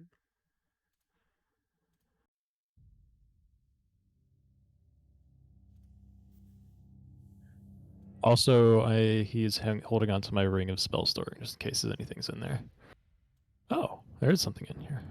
So you find a storeroom, what looks like a storeroom. Uh-huh. There's like some supplies. There's a door, and there's a door there that goes into another room. There's a set of steps that seem like they go up. Up. Okay. Just checking the room real quick. Is there seem to be anything of significant value or? Everything in here looks very normal. It looks like a food storage room. How fresh does it look? It looks fresh. Interesting. I'm just gonna have Benji peek his head up through here real quick. Is there a door or anything he needs to open? I'm assuming he probably can't open a door. It's like a trap door, but it doesn't seem like it's latched. So he can just like poke his head through. Mm-hmm. Okay. What does he see immediately? So, he pokes his head up, and it looks like he comes through in the kitchen of some type of a restaurant or a tavern. Interesting. I'm gonna poke him back down here for a sec. I'm gonna see, can he open this door? Is it locked? Is it handled? Can he push it open or anything? It's closed, and he's probably not tall enough to work handles. Okay, so then I'm going to, I guess, go up here. Okay, so the fox goes up out. I'm gonna nudge the door all the way open so I can get back in easily.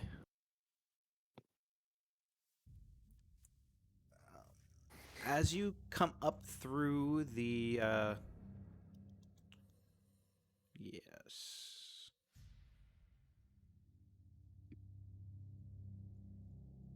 Also, I'm gonna attempt to do this stealthily. Yeah, go ahead and make a stealth check.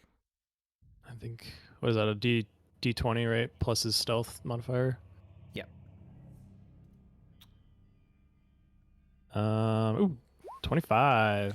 It doesn't look like anyone really seems to notice him immediately. You see through his eyes.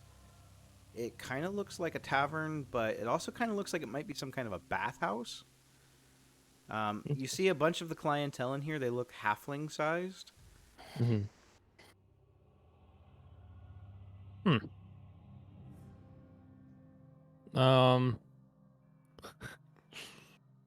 Interesting. Is there any... I'm trying to think. Anywhere that would maybe have like a name of the place or something? Inside, on the inside, maybe like a menu or like a list of you do costs. see like it almost looks like a wooden, almost like a board that someone kind of like writes on. Mm-hmm. It says today's specials, and you see that the name of the place is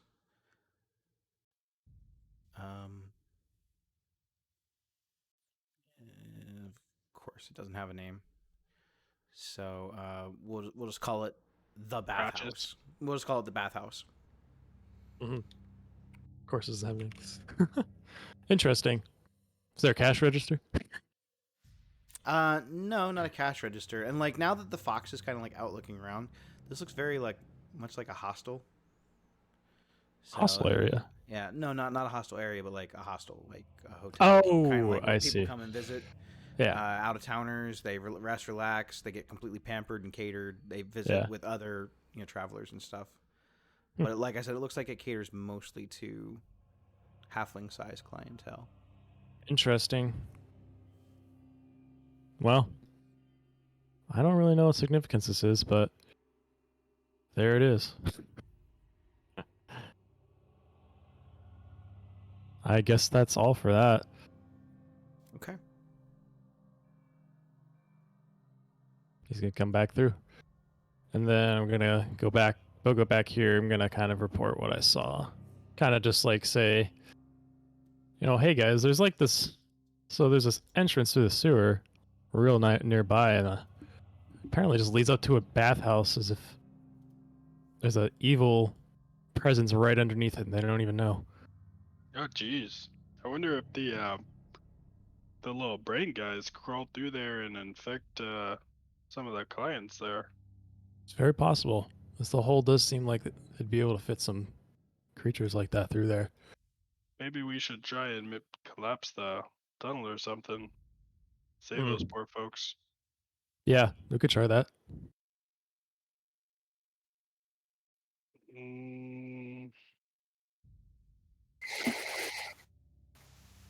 I don't know what I would really have that would be able to do that.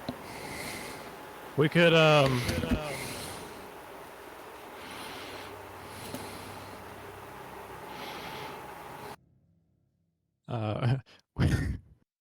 we could have we could see if background noise.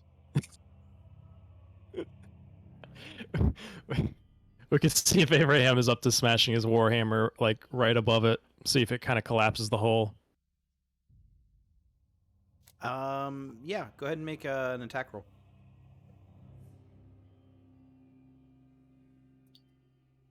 Yeah, someone was like hot micing really bad a minute ago. I believe it was Cratch. Yeah, I'm gonna try to unmute him, see if it's still there. I think his headset disconnected. I think that was the big thing. Nope, still there. Jess, I think your headset's disconnected. You have like a lot of background noise. No. Yeah, that's better. I went from my phone to the laptop. Sorry.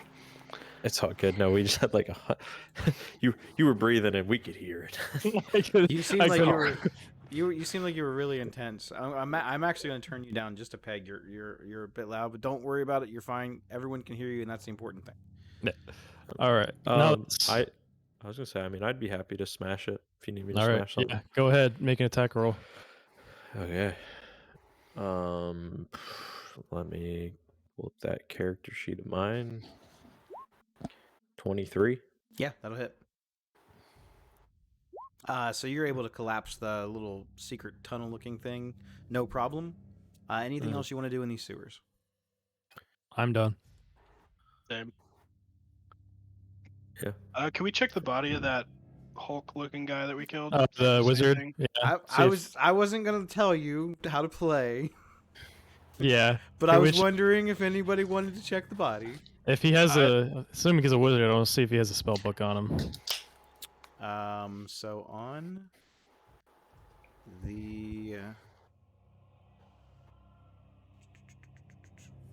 you notice on the orc wizard's satchel, he carries a spell book which contains the following spells: I'm ready. Hit me.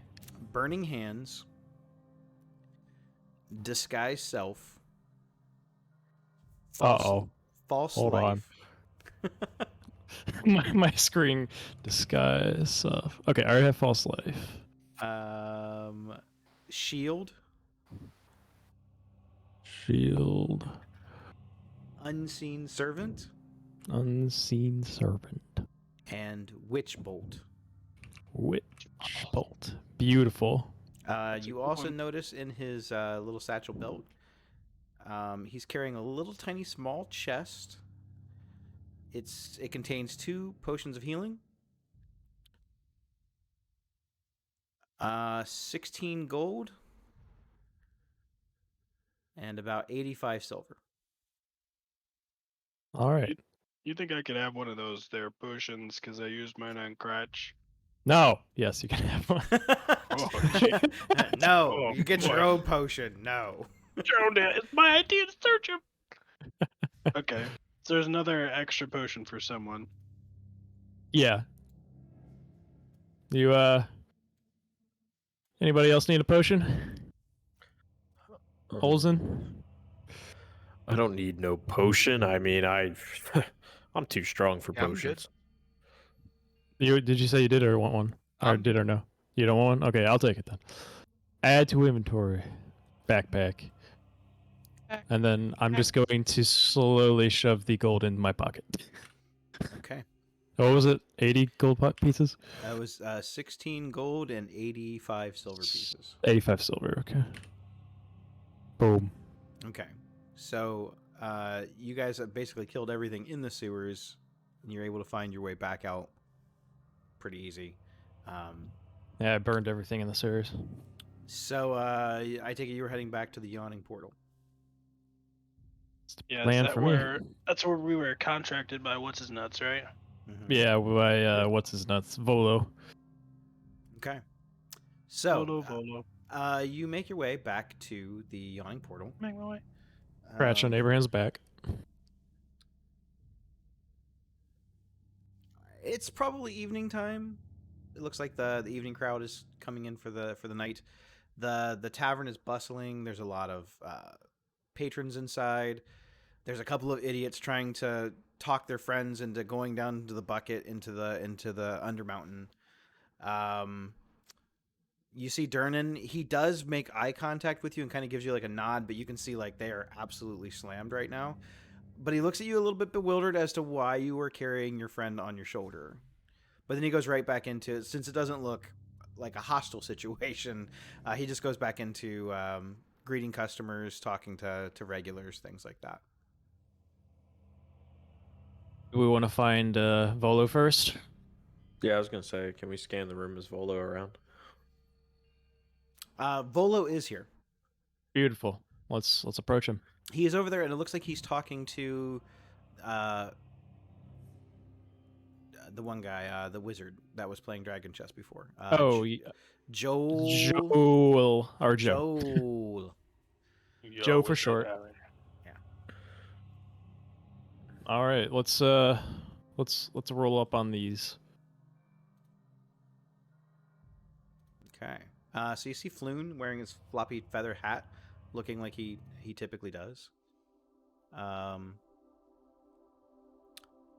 And then he sees that Floon is with you, and he seems absolutely ecstatic. Floon, my boy, I'm so glad to see that you're okay. I mean, a little worse for wear, but you're fine. A little burnt. And I take it that you found out exactly what happened.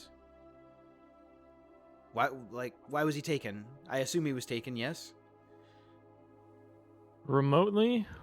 Oh, Or- I mean, yeah, you could say that. Why would anybody take him? Why looks would like he anybody has take money. Cratch's brain? What do you mean they took his brain? And I'll kind of give a little nudge to Cratch. Go ahead, talk to him, buddy. And he kind of like, you turn around and Cratch is like looking around all weird. You are not master. Where is the master? You see Volo reach into like his bag, and he starts flipping through a book. The title of the book is Volo's Guide to Monsters. Yeah. I He's, think we've got he's actually the guy that wrote that book, by the way. That's awesome. surprisingly. Oh, that's cool. So he's looking and he goes, Intellect Devourer. Nasty Yup. creature. you're gonna need to regrow his brain back. He's gonna need some power for healing. This is a big city. You might be able to find a church or some type of a potion that could do that. It probably won't be cheap though. Oh, that's perfectly fine. But as for you, Floon, my boy, did they say why they took you? Yeah, they mentioned something about it when they were beating me. They think that I know the location of something that they believe my father has, or had at one point. So originally, the Zentarum, the guys with the snakes, they think that my father embezzled a large amount of gold while he was the Open Lord, and that he hid the money somewhere in the city. And they believe that they can find this hidden vault with something called the Stone of Galore. The Xanathar Guild had it until recently, and someone stole it from them. The Zents thought I might have known something about this, since they believed it was something my father had originally. But honestly, my father and I haven't spoken in years, so I don't know. Might I intervene? Who exactly is your father? My father is Lord... I mean, well, we have the same last name. Is Neverember. Never remember. He's a noble.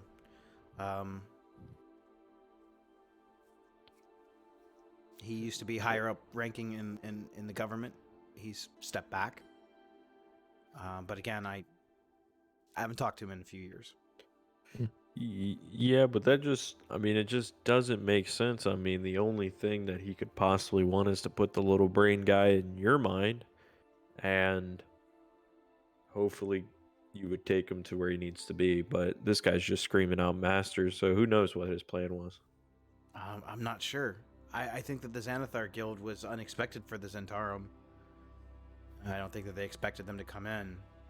And it might have something to do with their recent hostility towards each other. Maybe the Xanathar Guild thinks that the Zentarum took the stone. I mean, where's the stone kept at now? I have no idea.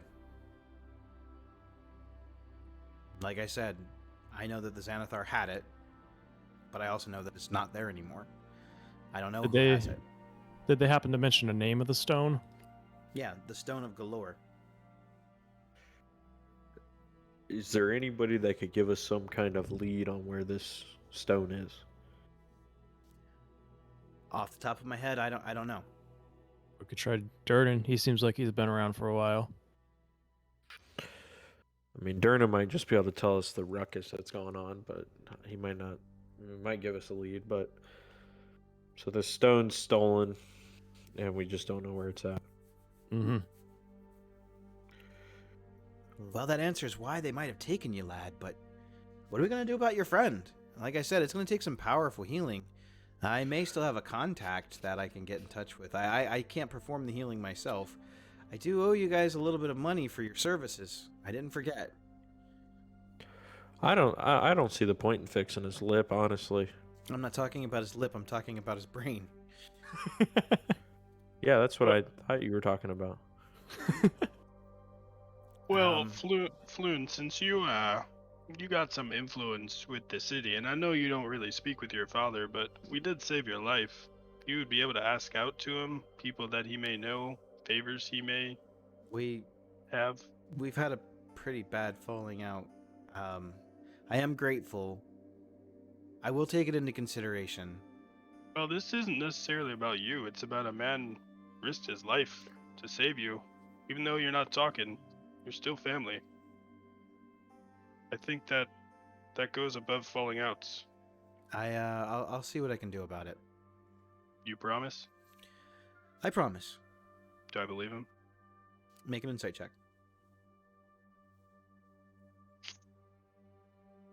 1. No. 22. You believe that he has no reason to lie. All right. Well, lads, I confess that I have but a few coins to spare currently. But never let it be said that Volo reneges on a promise. So allow me to present you something much more valuable than just money. And he holds out a scroll tube. Now, I'm going to give you this because it's valuable, and because I don't have the gold on hand right now, and I do have every intention of maybe potentially buying this back from you one day, so take good care of it. What This- exactly might this be? Oh. This is the deed to a remarkable property here in Waterdeep.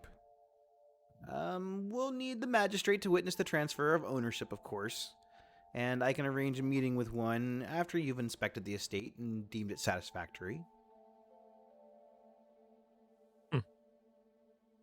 All right. What do you guys think? Phew. I don't know how Gus is going to take it that we're not getting the money for his magical item. And I kind of put a down payment on a potion. And I don't have the money to pay for the rest of it. So we're going to need that cash flow. Well, I mean, think about the potential business opportunities. Yeah, but this thing's Yeah. going to be ready in 2 days. And, Then you know, Yeah. I'm giving you something that's worth way more than the gold I promised. You can always make a sale of the property yourself. But I have to give you something, and I don't have the money right now.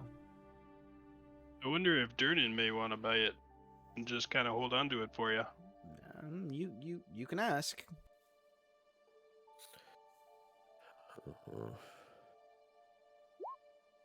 Well, I've been in a lot of bars, you know, traveling around fighting people. I mean, I guess I could, if we really wanted to, we could own an establishment like that and kind of outdo the Great Yawning Portal.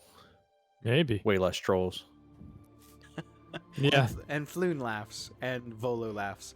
Sure. Yes, maybe don't have it in the middle of a dungeon filled with monsters.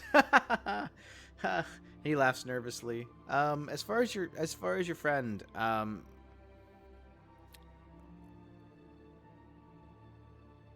I leave him here with me, and I will make arrangements to see that he is potentially cured, and I will foot the bill for it, since I was not exactly 100% forthcoming on the amount of money that I had. I'm still giving you the property, though. Okay. And I just kind of dump them on the table. Okay.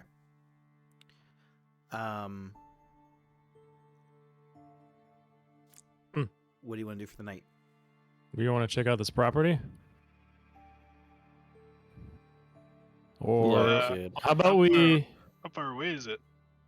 It's Yeah. back in the North Ward. Northward. Look, kid, I need a little shut eye. All right. You know, I don't want to get any more fights tonight. I hate crushing people's skull. It's time for a nap. All right. I want to go up to the bar and ask and kind of see if Durnan's available to talk for a minute. Sure. Hey, lad. What's up? So we've been on our travels looking for some lost people. Yeah, you guys look a little dirty. Yeah, just a little bit. We've come across this thing called a stone called a Stone of Galore. Have you happened to heard of this before? I mean, rumors. Do you know anything about its powers? Why one might want possession of it? Rumors wise. Not exactly sure what it does, just the rumors of what it does. Mm-hmm. Everyone knows the story of Lord Neverember supposedly embezzling a bunch of money from the government. He supposedly hid all this in a vault somewhere underneath the city. Or somewhere within the city. No one knows where. The stone supposedly opens it, but it's weird, right? Because the Lord himself denies that he knows where the existence of this place even is. And even put under magical scrutiny, lie detection magics, it's almost like the memory was completely wiped out of his brain. So when he says he doesn't remember where it's at, he's telling the truth. That's just the Interesting. rumors. Like I said, we get a few of the shadier folks in here from time to time. Some of the Zentarum do frequent the establishment. And the amount of money, no one really knows what it is, but supposedly it's enough that even an entrepreneur like myself could buy myself into government, retire, be someone important. Hey, you seem pretty important to me. Yeah, it's something to do. Well, thanks for what information you can give me about it. Yeah, absolutely. How is your friend? Not doing so great. We intellect devour, ate the brain. We're Ooh, at to grow him a new one. nasty creatures. Yeah. Have Floon come and visit me. I may have just the thing for that. All right. I'm gonna go grab Floon then. So him and Durnan, they seem to have like a conversation, and he reaches behind the counter and he pulls out a key from like some weird location. He walks behind the door that's behind the bar. He comes back out and he's kind of twirling his mustache, and he sits a little box down on the table. He says, "Make your friend drink this, and he should be fine tomorrow." All right. These are very rare. I had to dig through the depths of Undermountain to find something like this, but I had a companion with me at the time who had a nasty run-in with an intellect devourer, and this fixed him right up. What's it called? It's made from a magic mushroom down in the depths. Oh gosh, I love mushrooms. I don't know that it actually has a name. I just know that it works. In fact, I think this is only the second one of these in existence, which is why I said it's pretty rare. I don't know. Well, maybe we'll make a name of it today. Tell Volo I'll put it on his tab. Yeah, I'm sure. Are you interested in buying some property? I'm not really looking to expand, son. That's a bit further away. I mean, I have thought of franchising, but how does one franchise something as unique as this? Well, I was more hoping it would be kind of a loan, like you buy this property from us and then we buy it back from you later. We could kind of use some gold right now. I'm not really interested in property, and I am, giving your friend this potion, which Volo is going to pay me for. Yes, he will. He doesn't have any money. Oh, don't worry. I'll work something out with him. Maybe I'll send him on a ride in the bucket to go get me another mushroom. Sounds like a great idea. And he laughs and starts twirling both sides of his mustache. Well, Anyway, I'm sure probably go get a rest, yeah? yeah, I'm sure we'll find somebody to take his property, Gus. Okay. Who knows? Maybe we'll even be able to get some use out of it. Maybe we'll find a treasure chest underground or something. All right. So, anything else you guys want to do for the night? I think just go to bed. Yeah, just read some history books, go to bed. All right. So you guys are gonna go get your long rest. Cratch, Yay. you are going to be restored in the morning. You are also going to get your long rest. I want No, don't get me. everyone For initiative. to be really excited because you just hit a level up. Level 20? After making your way through the sewers, fighting off trolls, exploring the city, meeting some people, you guys all gain a level. Yay, more meta magic. Yay, more magic. Magic with a kick. Magic with a K. And Cratch, in the morning, you have a slight headache because your entire brain was regrown. You don't have much recollection after the battle, though. In fact, you have no recollection after the battle. But you come to in your inn room, and yeah, the day is yours.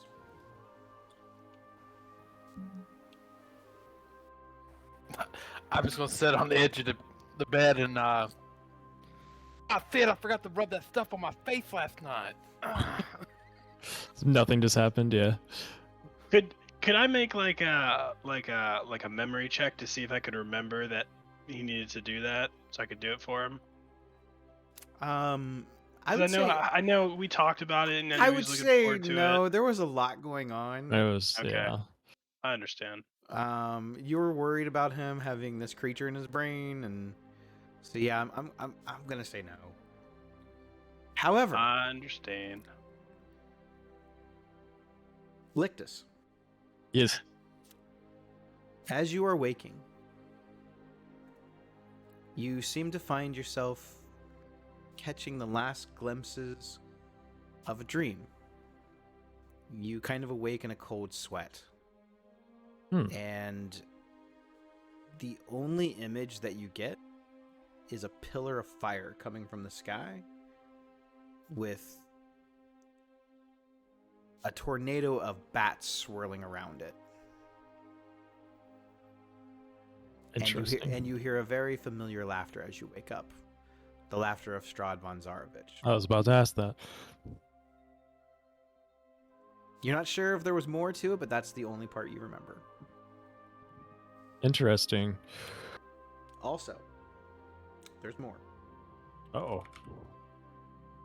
Gus, Yeah, there, Captain. when you wake up in the morning,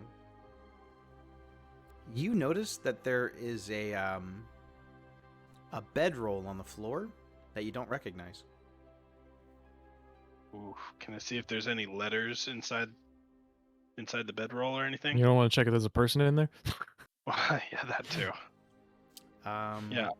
I can just say, does it look like there's a person in the bedroll, or is it just like a rolled up bedroll? It looks like someone may have been sleeping in the bedroll, but you don't recognize the bedroll. Sorry, I had a nightmare. Oh, come to daddy. A little bit further investigation, you find that there is a backpack nearby too Oh. that you don't recognize.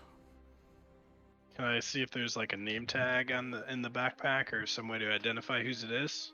Inside the backpack, there's no name embroidered, but there's a journal.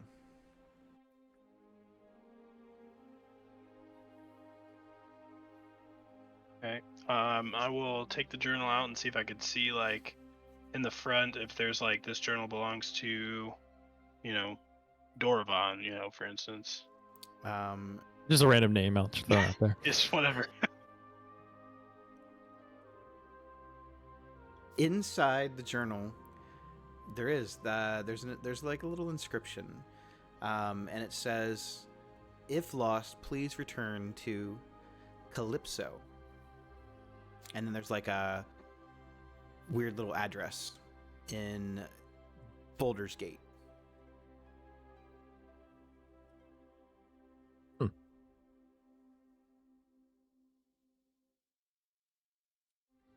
Do you want to do anything else with the book? Does Calypso sound familiar? It does not. Okay. Does it look like it's like a journal or a It diary does. or something? It looks like it's some kind of a journal or a diary. Just giving a quick glimpse. You haven't like been reading a lot of it. Just kind of giving it, because there's dates, and then there's entries, and there's dates, and then there's entries. Am I able to, like, can I read maybe the first page and see if I can more so get a tone for the type of person this is? Like, if they're an asshole, or if they're plotting to murder a village or something? Sure. Or like if they're just a good person who lost their shit? So the first entry in the journal looks like it was written a few months back. Wow. It's Minus the first. 5 It's the first entry. It's written in common, and it talks about this woman. She refers to herself once. She says, "This is the journal and diary of personal records of Calypso. I come from the woods.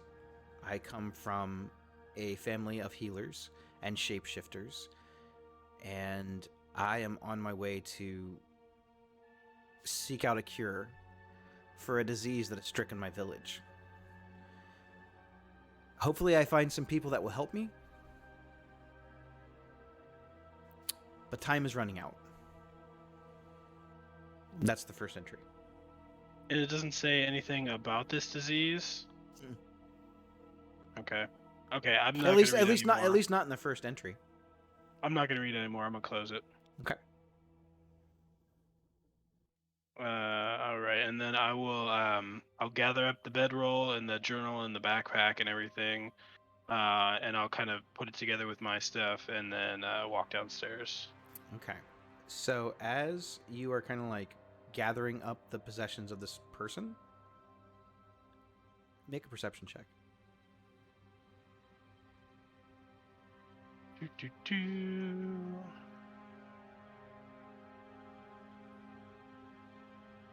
We need to use Tides of Chaos. 21 and a 9. 21. As you're kind of moving the bedroll, you notice some really deep scratches in the floor and what looks to be a fingernail. Does it seem like what race would it belong to? Could I discern that? It's humanoid.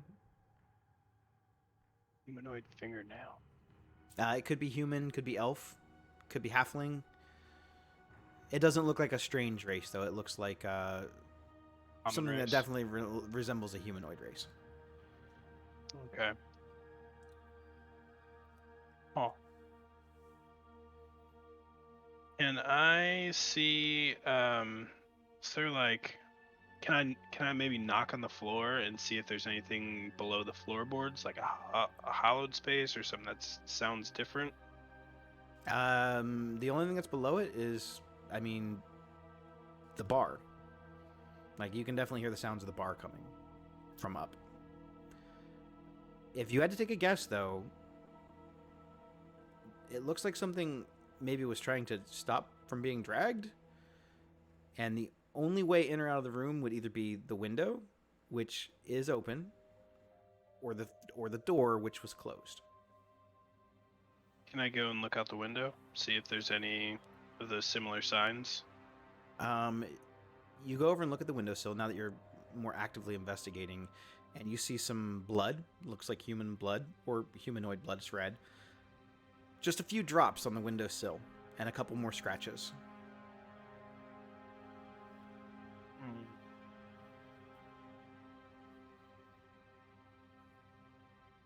And we're like on the second floor? Mhm. Or are we on the first floor? Or... Nope, you're on the second floor. Okay. Am I able to maybe spot on the ground level, like where there's some more blood, or maybe a trail that this would have led to? You only see a couple of drops, and from where you're at, you don't. It's not like there was a long trail of blood.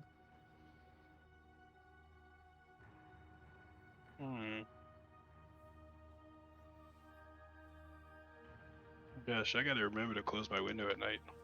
Jeez. This is weird. Okay.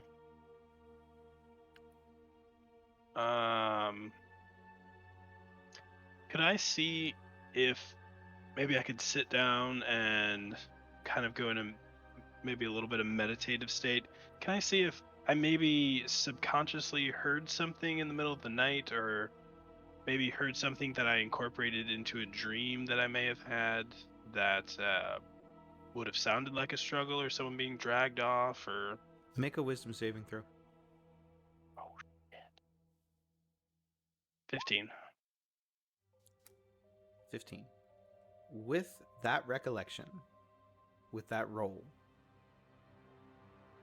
you catch an image in your mind.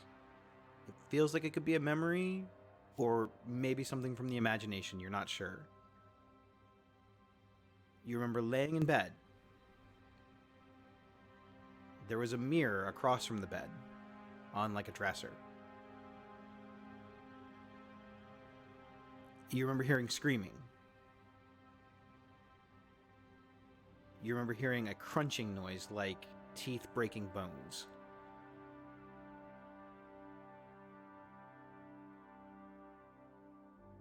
Hmm. That's all you have. It's turned into a horror story. Ba-ba-ba. Okay. Okay, cool.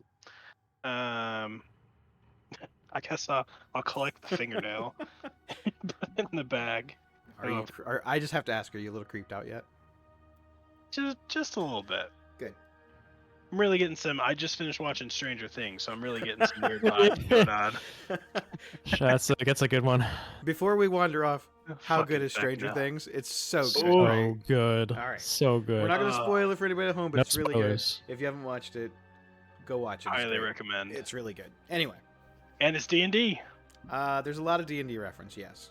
It's so the D&D references are much stronger this season, I believe. Oh, absolutely.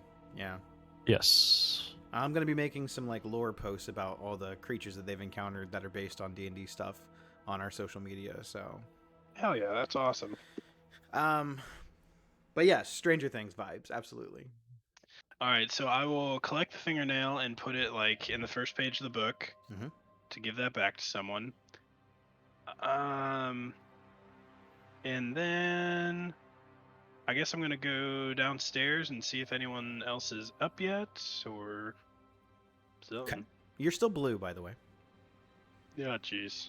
I blew myself again last night. So you walk downstairs. Lictus is already up. It's like he never sleeps.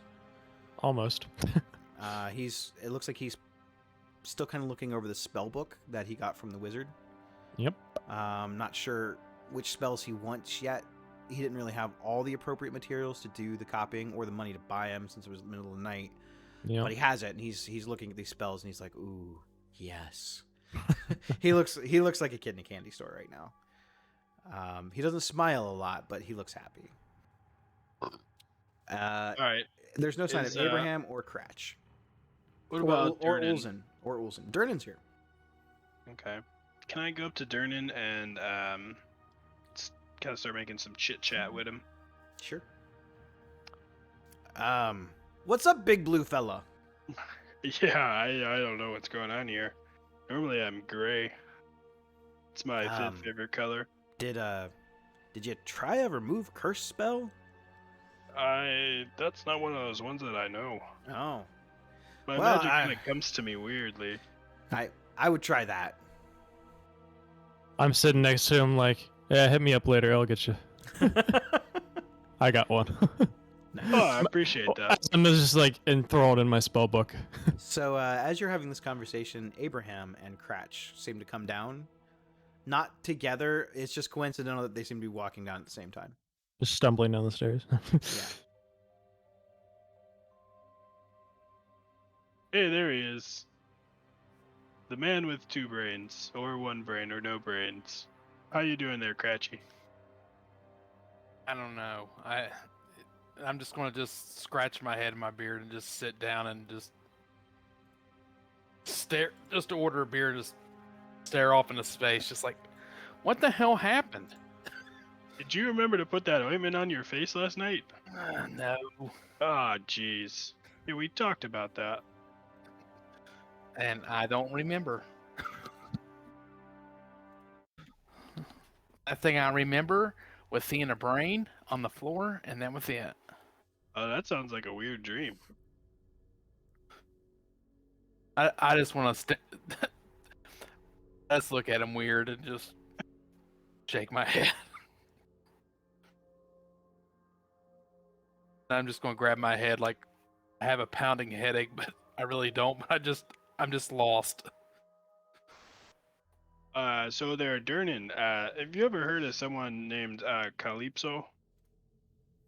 Calypso. No. I can't say that I have. Hmm. He seems to like ponder the name a little bit longer, almost like he's trying to recall a memory or something, but it's like he draws a blank. Well, I found their diary in my room last night. It's kind of weird. I don't remember inviting him in. That is weird. Yeah, and like, I don't mind paying the room fee for someone else if they're really in need, but they could have asked. What what else did the diary say? Oh, it just said it's the Calypso, and there's they seem to be on some adventure about finding a cure for a curse. You know, normal adventure stuff. Did you read more of it? Well, you know, I'm not a perp or anything. I'll read it. Is this person missing? Well, I couldn't find them, but I did find their fingernail. Oh God! Yeah, it's a weird place to cut nails. In someone else's room. And He just pulls out like a severed nail. It's not like a trimmed one. It's just actually like it looks like it peeled off. Oh dear God, that's so gross. Yeah, I'll open up because I put it in the front page of the journal. I'll kind of open up and you see it like pressed like a flower in there. Yeah, I'm gonna give it back to him. And about that time, Ulzen comes down and he sees you pull this fingernail out of this book and kind of like give it to Durnan.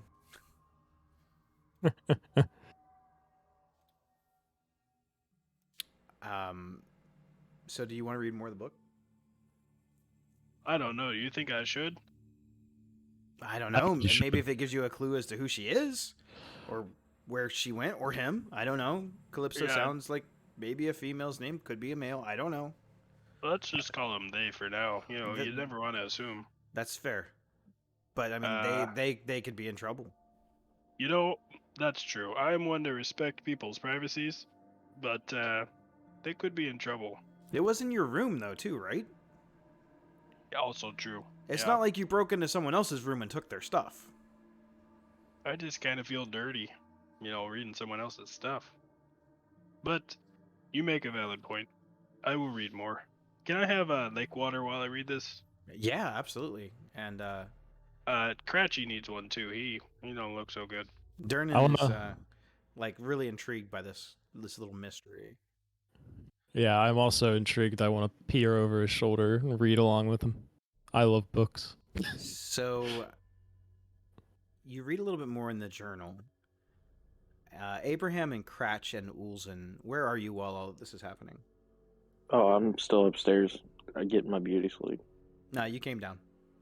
Oh, I came down? Mm-hmm. Oh, then I'm just grabbing breakfast. I don't... I was gonna say, I do want to kind of slide Durnan the piece of paper that I transcribed some of the markings off that pillar. See if he can read them. Sure. Not sure what this is. Did you try maybe looking in a library or something? Me, a library? What am I, a nerd? I'll do it. Hand me the paper. What am I? I'll hand it to Lictus because he does seem like he is smart. Hopefully he can find the answers. Okay. Mm-hmm. So you see this like fingernail and this book that you don't recognize, and it looks like they're trying to read this book. Cratch, where are you? I'm sitting next to Gus, and I'm gonna lean over. He's got that diary, and I'm just gonna be like, "Oh yeah, yep, I see." Like I'm acting like I'm reading it. He's like, "Yep, there's words." Yep. Yeah. And I'm like, "Yeah, I can't fucking read." And Ulzen, you are a ranger, so you are used to tracking things.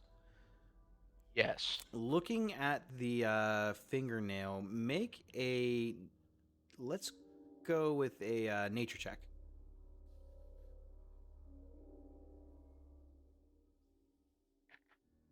Ironically, my character is very in tune with nature. I have a +8 I somehow. have a +3 with a -1 intelligence.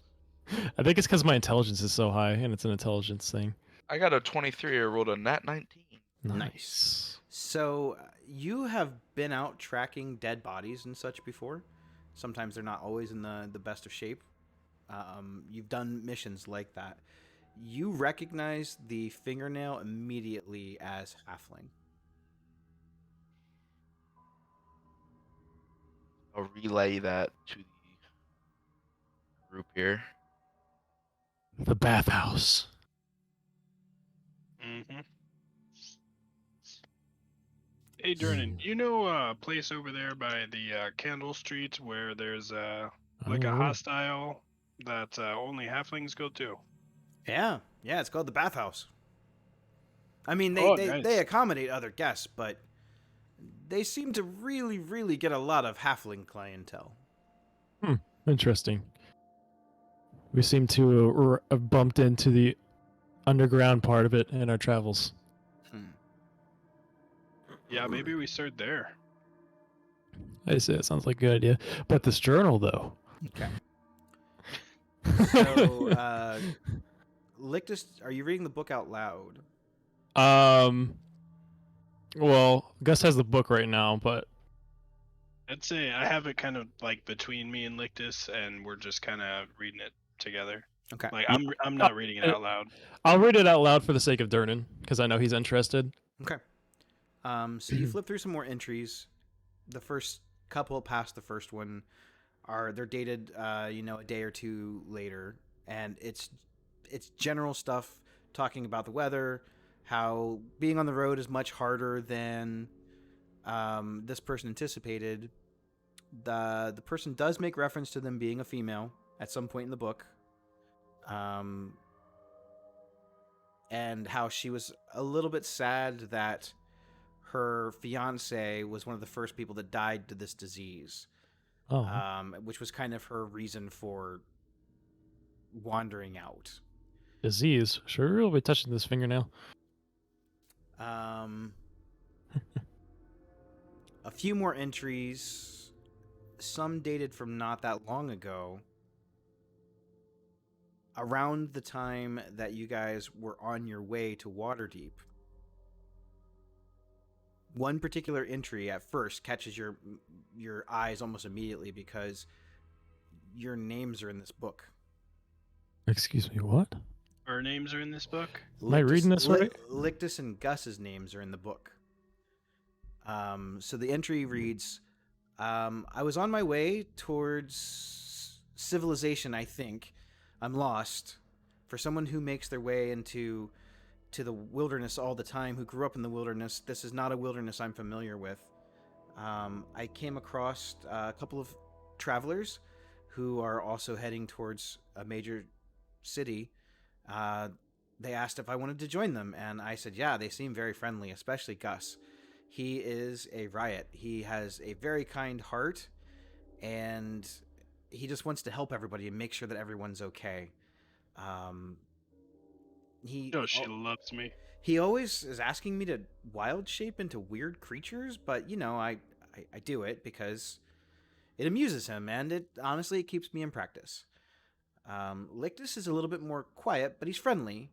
He's a little bit more reserved than Gus and not as open. He seems suspicious of most people, but it's more a surface thing, and I know that he's holding secrets, but I'm not sure what those secrets are. But it doesn't seem like he's holding harmful secrets, and he knows a lot. He's read a lot of books, and I like knowing about things, so I've learned a lot. I know that their travels took them into a realm where a vampire ruled, and they were stuck there for some time, and I think that they still have dreams about it. And there were a few of their companions that they're not sure if they made it or what happened to them, and a couple of them parted ways, and I think that really hurt Gus. That's it for today.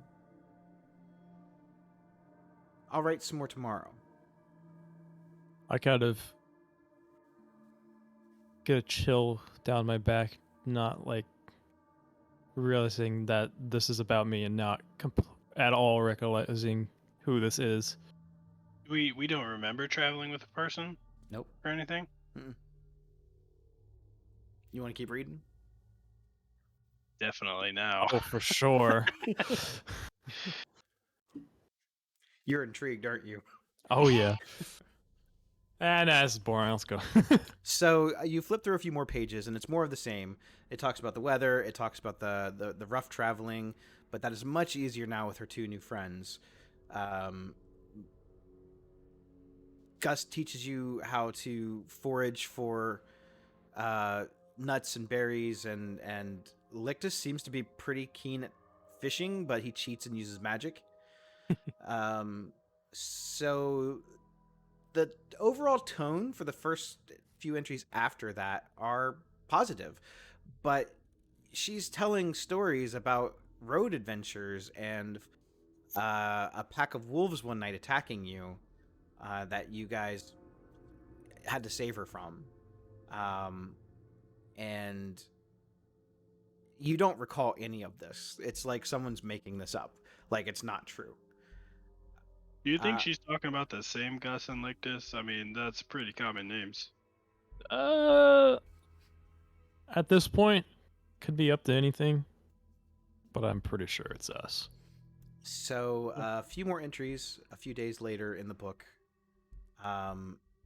It mentions your guys' encounter with the troll in the Yawning Portal and meeting Cratch and meeting Abraham. She specifically writes their names down in the book. She says that in the book that she doesn't trust Abraham 100%, but he is a valuable asset to the team. She mentions Ulzen and how it's kind of nice to have someone that's not quite the same heritage as her, but similar. Both halflings, both raised in the wilderness, both at one in nature. And Ulzen and Calypso seem to form like a really strong kinship bond. She goes on in a few more entries to talk about the adventures across town, and she writes about another person too that you guys have heard the name before, Doravan. She mentions that he is some type of a priest or a holy person, and that you guys met him when he was being jumped by a group of Xanathar guild members for looking at someone weird. It just goes on and on about the adventures that you guys have had within the city. And it's all the adventures that you recall, only you have no recollection of Doravan or Calypso. But the details that she gives are she had to have been there.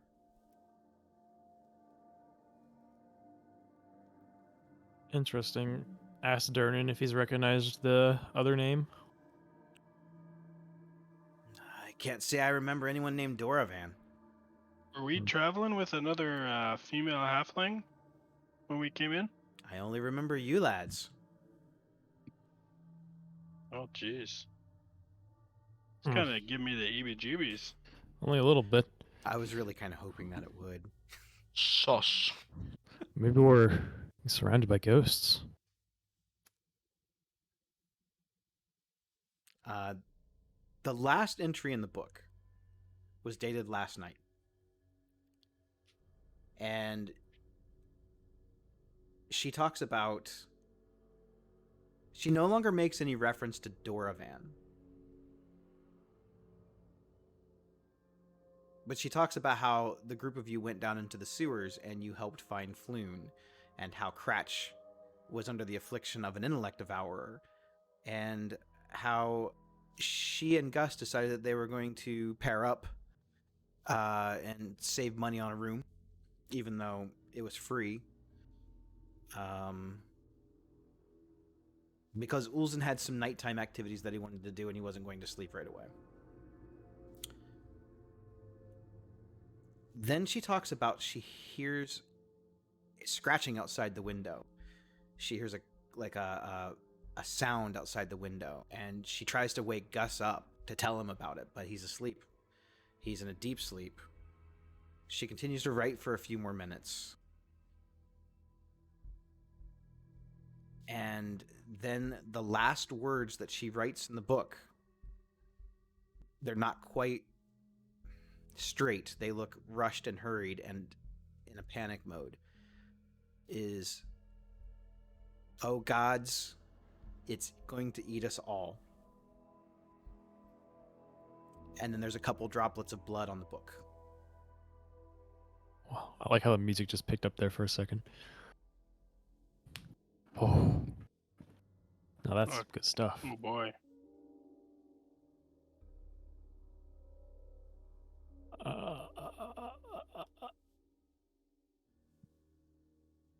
Well, that's creepy. That's really creepy. What was that about the mind devouring me? Oh, it's nothing. Don't worry about it. Let's give him a blank stare. You were just real mentally exhausted after that battle.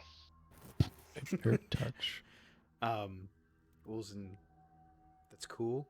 I'm not sure why you did, but that's awesome. I'm glad. But also kind of worried. So, What am I supposed to do with it? I got some cream for it. Oh God. Thank you. Is it like an ointment? I just rub it on there. Or... I do forgot to do it. I do have a question. Sure. In this book, it says Olsen has some nighttime activities. I'm going to turn to Olsen. Say, You is don't this want to true? know. Oh God. I mean, it's none of your concern. He's like doing ranger stuff. He's just scouting. Ulzen has always kind of been like standoffish, and he hasn't really Scouting talked to the a lot of whorehouses. other people. I was scouting something. And he's just kind of always making sure that everything is fine. Well, since he was up later than the rest of us, ask him, did you happen to see anything? Make a wisdom saving throw, Ulzen. Gosh.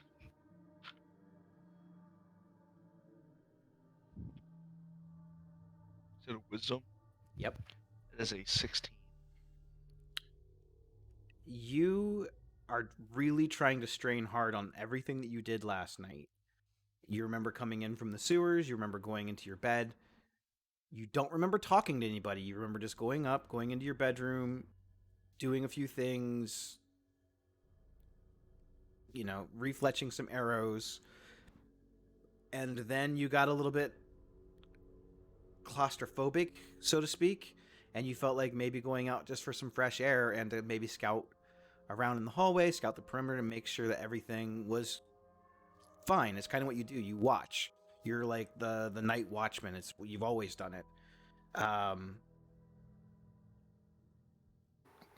You recall hearing screaming. You're not sure if it was a dream or if it really happened, coming from Gus's room. And you came down the hallway to try and go in the room. Then it's just kind of blurry. The next thing you remember, you're in your bed.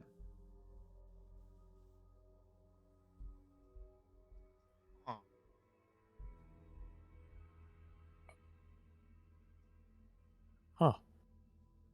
Huh. Huh.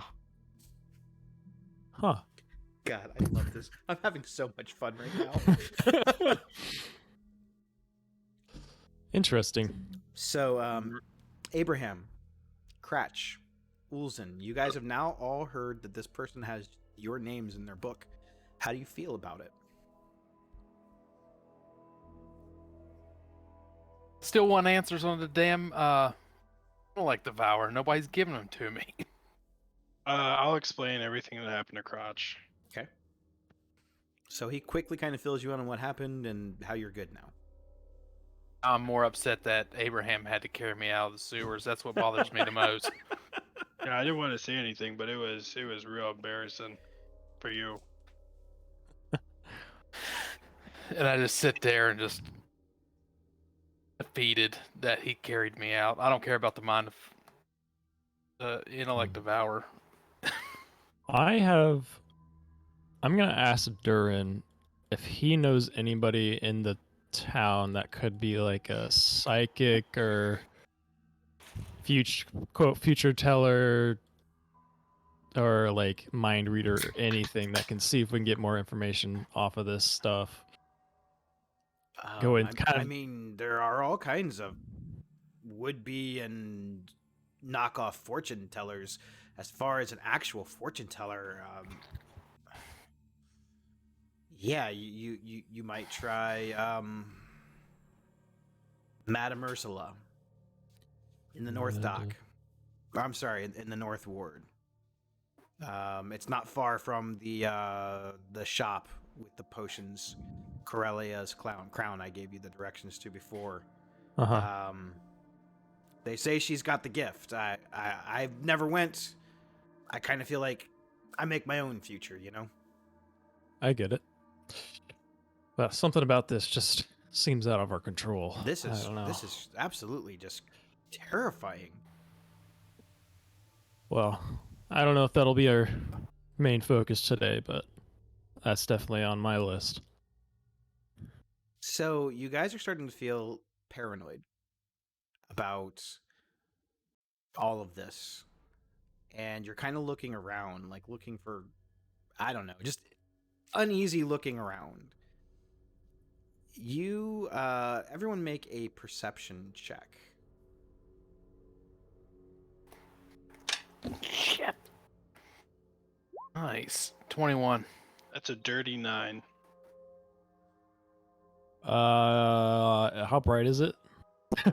I mean, it's candles, and there's no big bay windows or anything like that. Okay, I'm just gonna go with a darkness, normal perception check for me then. I got an 8. 21. All right, anyone that rolled, Wilson, what you got? Oh, again. It's a 14. All right, anyone with a 13 or higher? Mm-hmm. You guys notice on the bar behind where Durnan always stands, there's a painting that you guys have never really looked at before, never really paid much attention to before. And in the painting, it's Durnan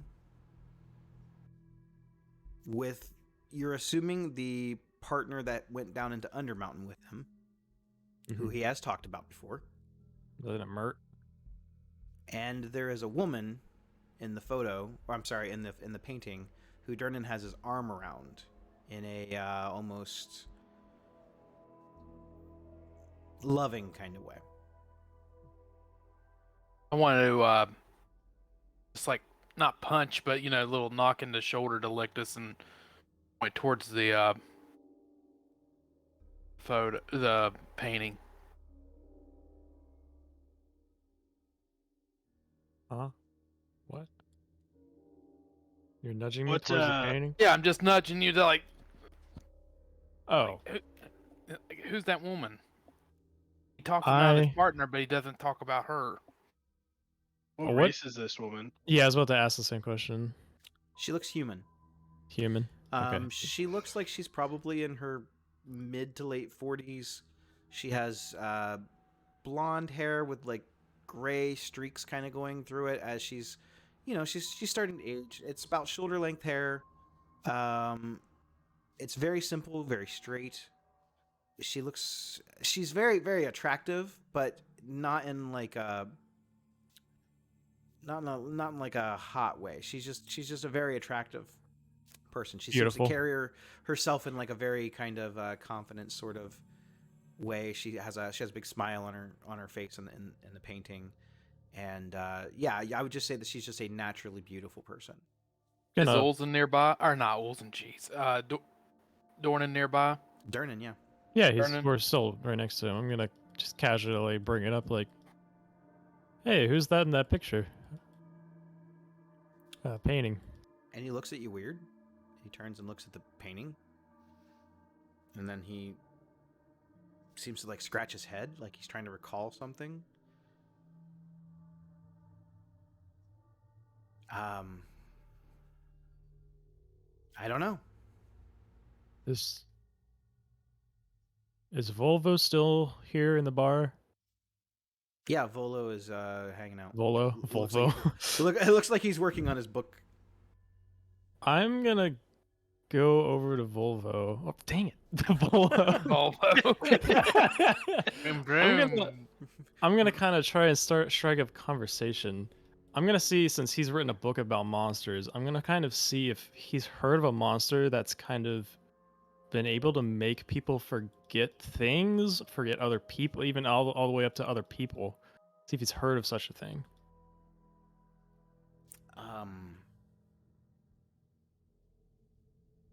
And it looks like he's stretching in his brain pretty hard too. And he's kind of flipping through his book. I mean, other than, psionic-based characters and people that use magic, no. I mean, to be able to completely block a memory from someone, like erased them from existence. I've never heard of such a thing. His friend that was in the painting with him, he lost him down in the depths below, didn't he? No, he No. came out and then he like went on with life. That's Yeah, I right. thought- He got didn't he, like- he more rich and I got he built like a mansion and stuff. I think. So- what I remember.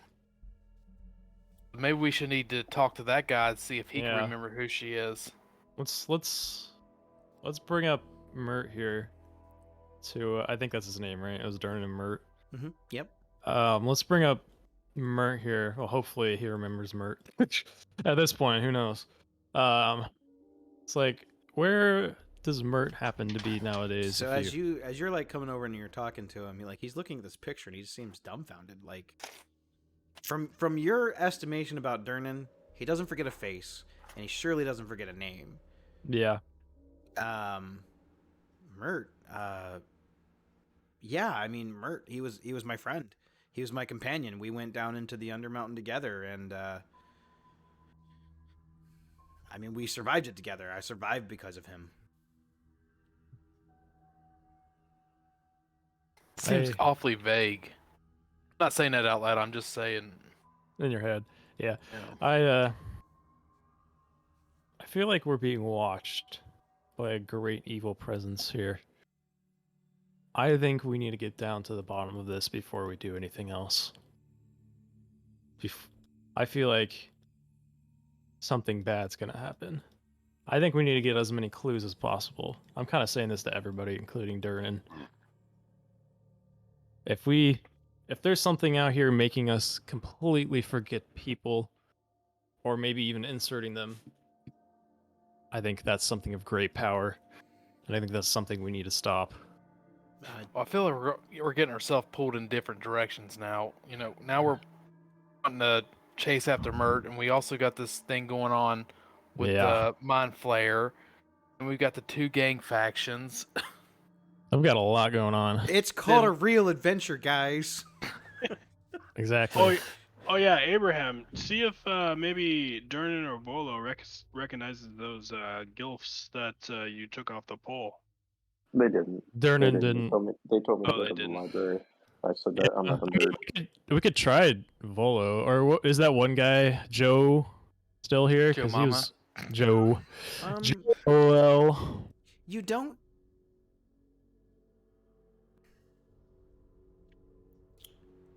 I'm gonna make a roll for it. Okay. Because I hadn't really planned that out. That's fair. I do have it on a table, the percentage chance that he'll be there because he's like a guy that can identify stuff for you.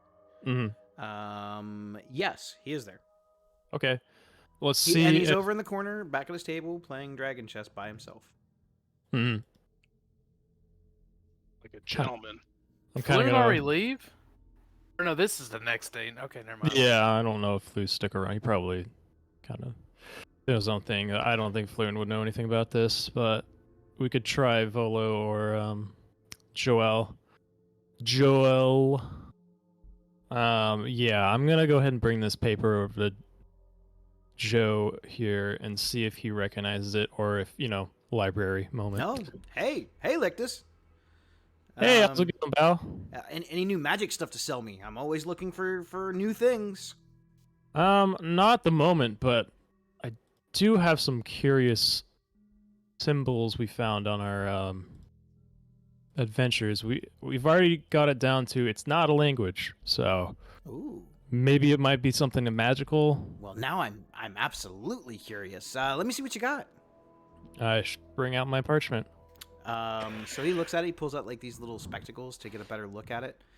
This is a pretty rough outline, but yep, definitely. This I have seen this before. Okay. It was in a book. Recalling the book. It was like ancient hieroglyphics of weird civilizations that may or may not be from this planet. Wow, that is a long book name. Well, I don't remember the exact name of the book, but that was the general idea of the book. I gotcha. These are Illithid hieroglyphs. I mean, ancient. Ancient. I mean, predating back since before they even learned how to speak. Very interesting. Very interesting indeed. We might just have to stop by a library and see if we've got. Do you know if any libraries around here might have this book? I mean, Copies. offhand, no. I don't know.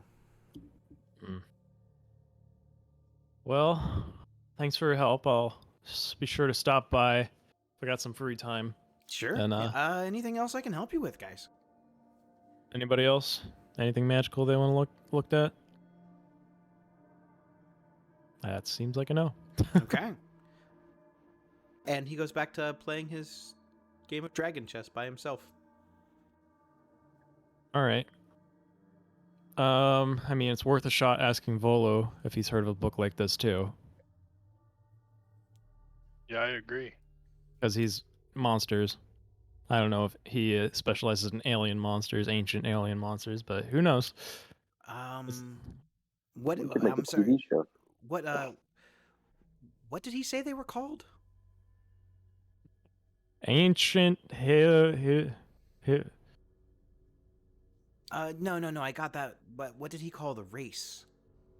Oh, he said it was a race. I think it was Illithid. Yes. I did not know how to spell that. Yeah, sure. Illithid is another name for mind flayers. It's the race that they belong to. I do know that much. Interesting.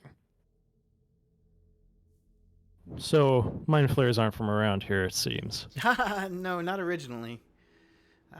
I'm not really sure how long they've been around, but they've been a nuisance and a pest and a danger and a threat everywhere they've popped up.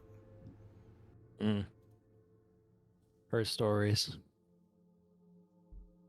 I'm Interesting. really more fascinated about this potential monster or threat that just makes you forget.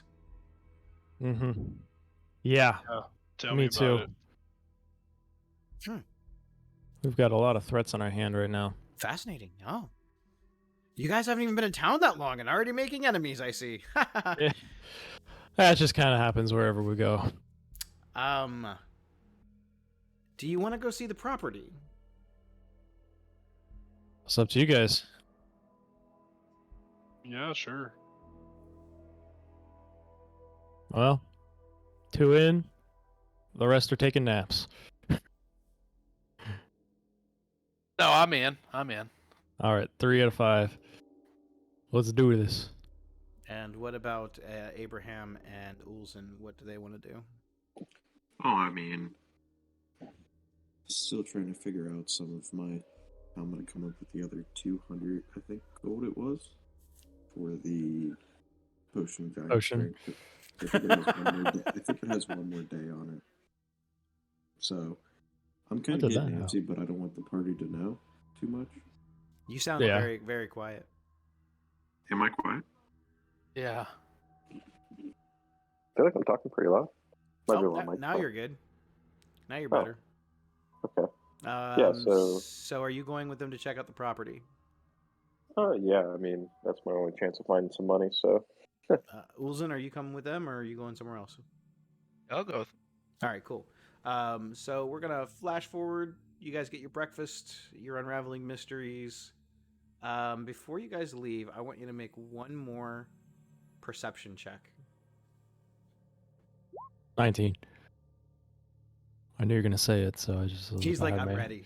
I'm I had totally my ready. mouse over it, so. Got another solid 14. Solid. Was it Solid perception? Mm-hmm. Perception. 17? I got a That is 14. a dirty 19. Wow, looks like we're all in the same boat here. Hopefully it's above 14. All right.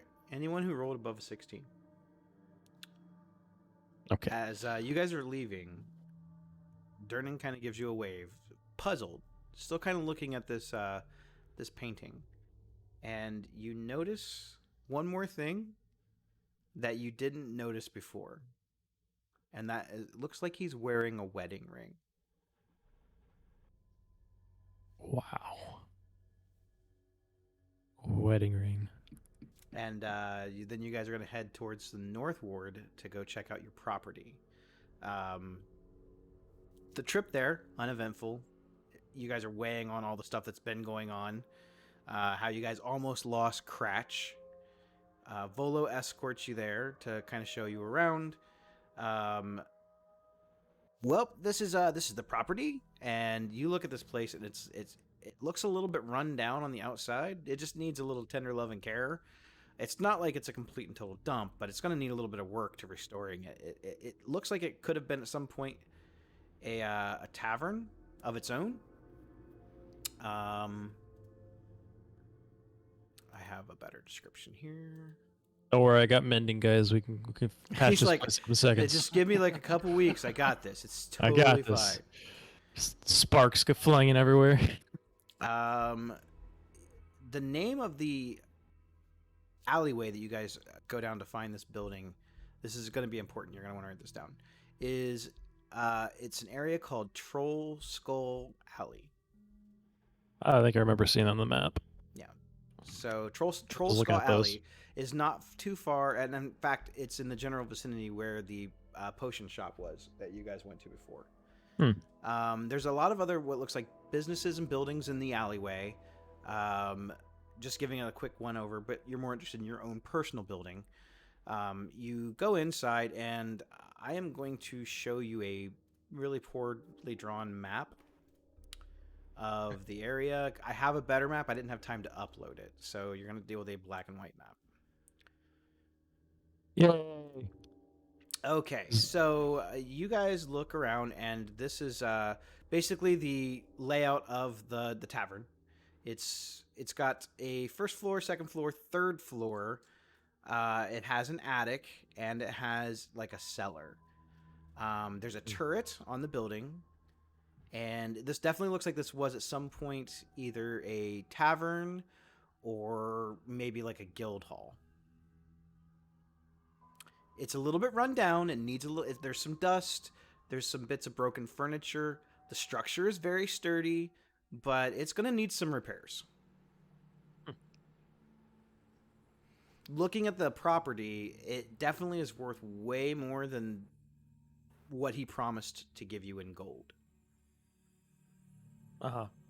It looks like it's in a prime area of real estate. There's other shops nearby. It's not too far from the middle of town. This is a pretty prime location.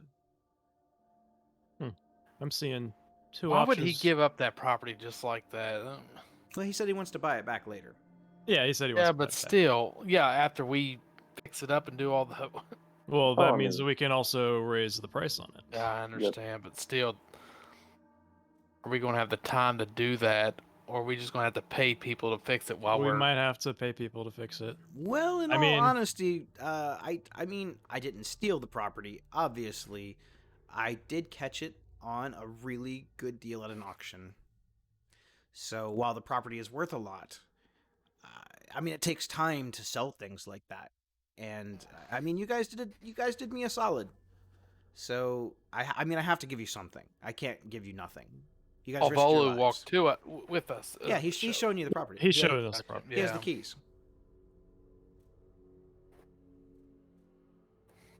I'm seeing it two ways. We could fix this. Either way involves fixing this up. If we were to probably get something soon to get out of it, we might be able to get someone to buy it, but probably won't be as much worth as it would if we were to fix it up. Fix it up, we could try and get people to run it, or we could fix it up and then sell it.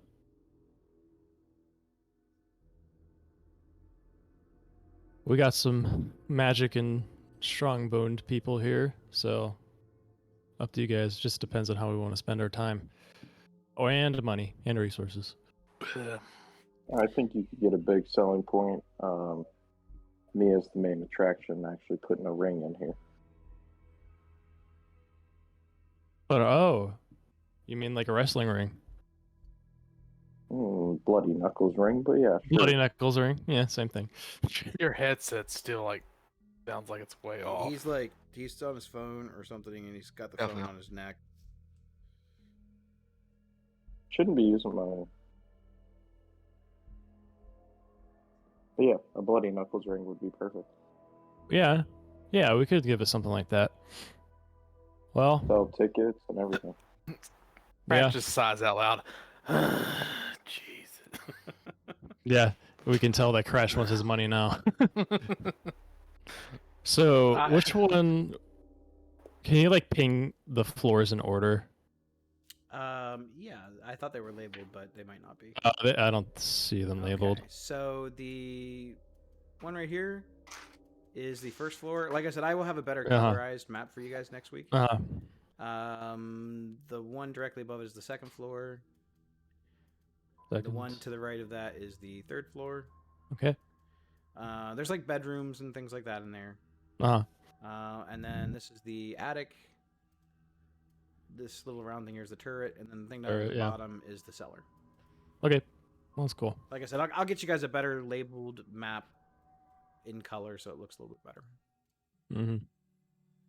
So, right. what do you think of the property? Like I said, you're gonna have to give me the opportunity to buy it back from you at some point. You know, obviously, plus whatever you guys have put into it.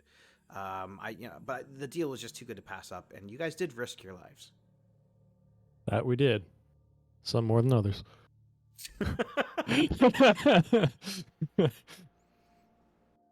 Yeah, I'm gonna lick this and just rub my beard. What's left of it? It's like, yeah, scorch marks on his face. Yeah, no, I think it's a little bit of a fixer-upper, but I think we get some real business out of this place. Yeah, I mean, you guys could open up your own guild hall here, or I don't know, tavern, barroom brawling. I don't know. Yeah, the sky is really the limit. It's whatever your creative minds can come up with. A wizard tower? No. But probably the best thing, I mean, it's a place to stay. This is true. And I mean, I know Durnan is a great guy, but I don't think he's gonna let you guys stay there forever for free. Yeah. It's true. Gives you at least a place to stay dry when you're in town. A place to call home, maybe. Mm-hmm. Maybe stock supplies. While we're here, I'm gonna write this note down. I'm gonna have Benjamin stay here, and he's nocturnal, so I'm going to have him like kind of. He can be nocturnal. I'm gonna have him kind of like rest here. I mean, he's technically undead, but I'm gonna have him rest here through the day. Okay. Because I know we've been having a lot of issues during the night. So I'm gonna have hopefully when we're done with this day, I'll kind of have him come back, or we'll come back to here to rest and kind of have him up at night, kind of scouting. Okay. Because I know we've been having a lot of issues with that. So are you guys accepting the deed? I vote in yes. I'd say so.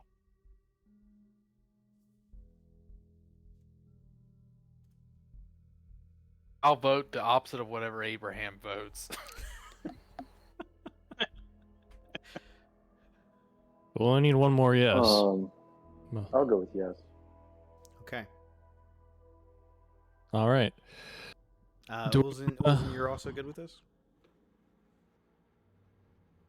Oh, they just needed one more yes. Okay. So with that, this is now your home once some legalities are done. He said that he's going to cover the cost of the transference of ownership fee, but you guys are now the deed owners of a property known as Troll Skull Manor. So for next session, because we're going to end here for the night, this is a good stopping point. You guys have a lot of mysteries, new things going on, creepy things going on. I told you I don't think I'm going to be able to get through all of my plot hooks before August, but I'm going to try. Yeah, so good session tonight, guys. I hope everyone enjoyed who tuned in. We will be back next Wednesday at 7:30 Eastern Time for Session 6. Find out maybe what's happening with these people, what's going on with the Xanathar, maybe get a little bit more familiar with the people in town. Who knows? The sky's the limit. And everyone will be level 10 next week, so make sure that you guys do that on your sheets. So from Level 10. Level 10. Level 10. So from all of us at Initiative Syndicate, we thank you for watching, for tuning in, all your support, the likes, the follows, the subscribes, the comments, and just the watching. We appreciate all of the support that we've gotten so far, and yeah, we'll be back next week. Have a good Wednesday. Woo. I'm a nerd to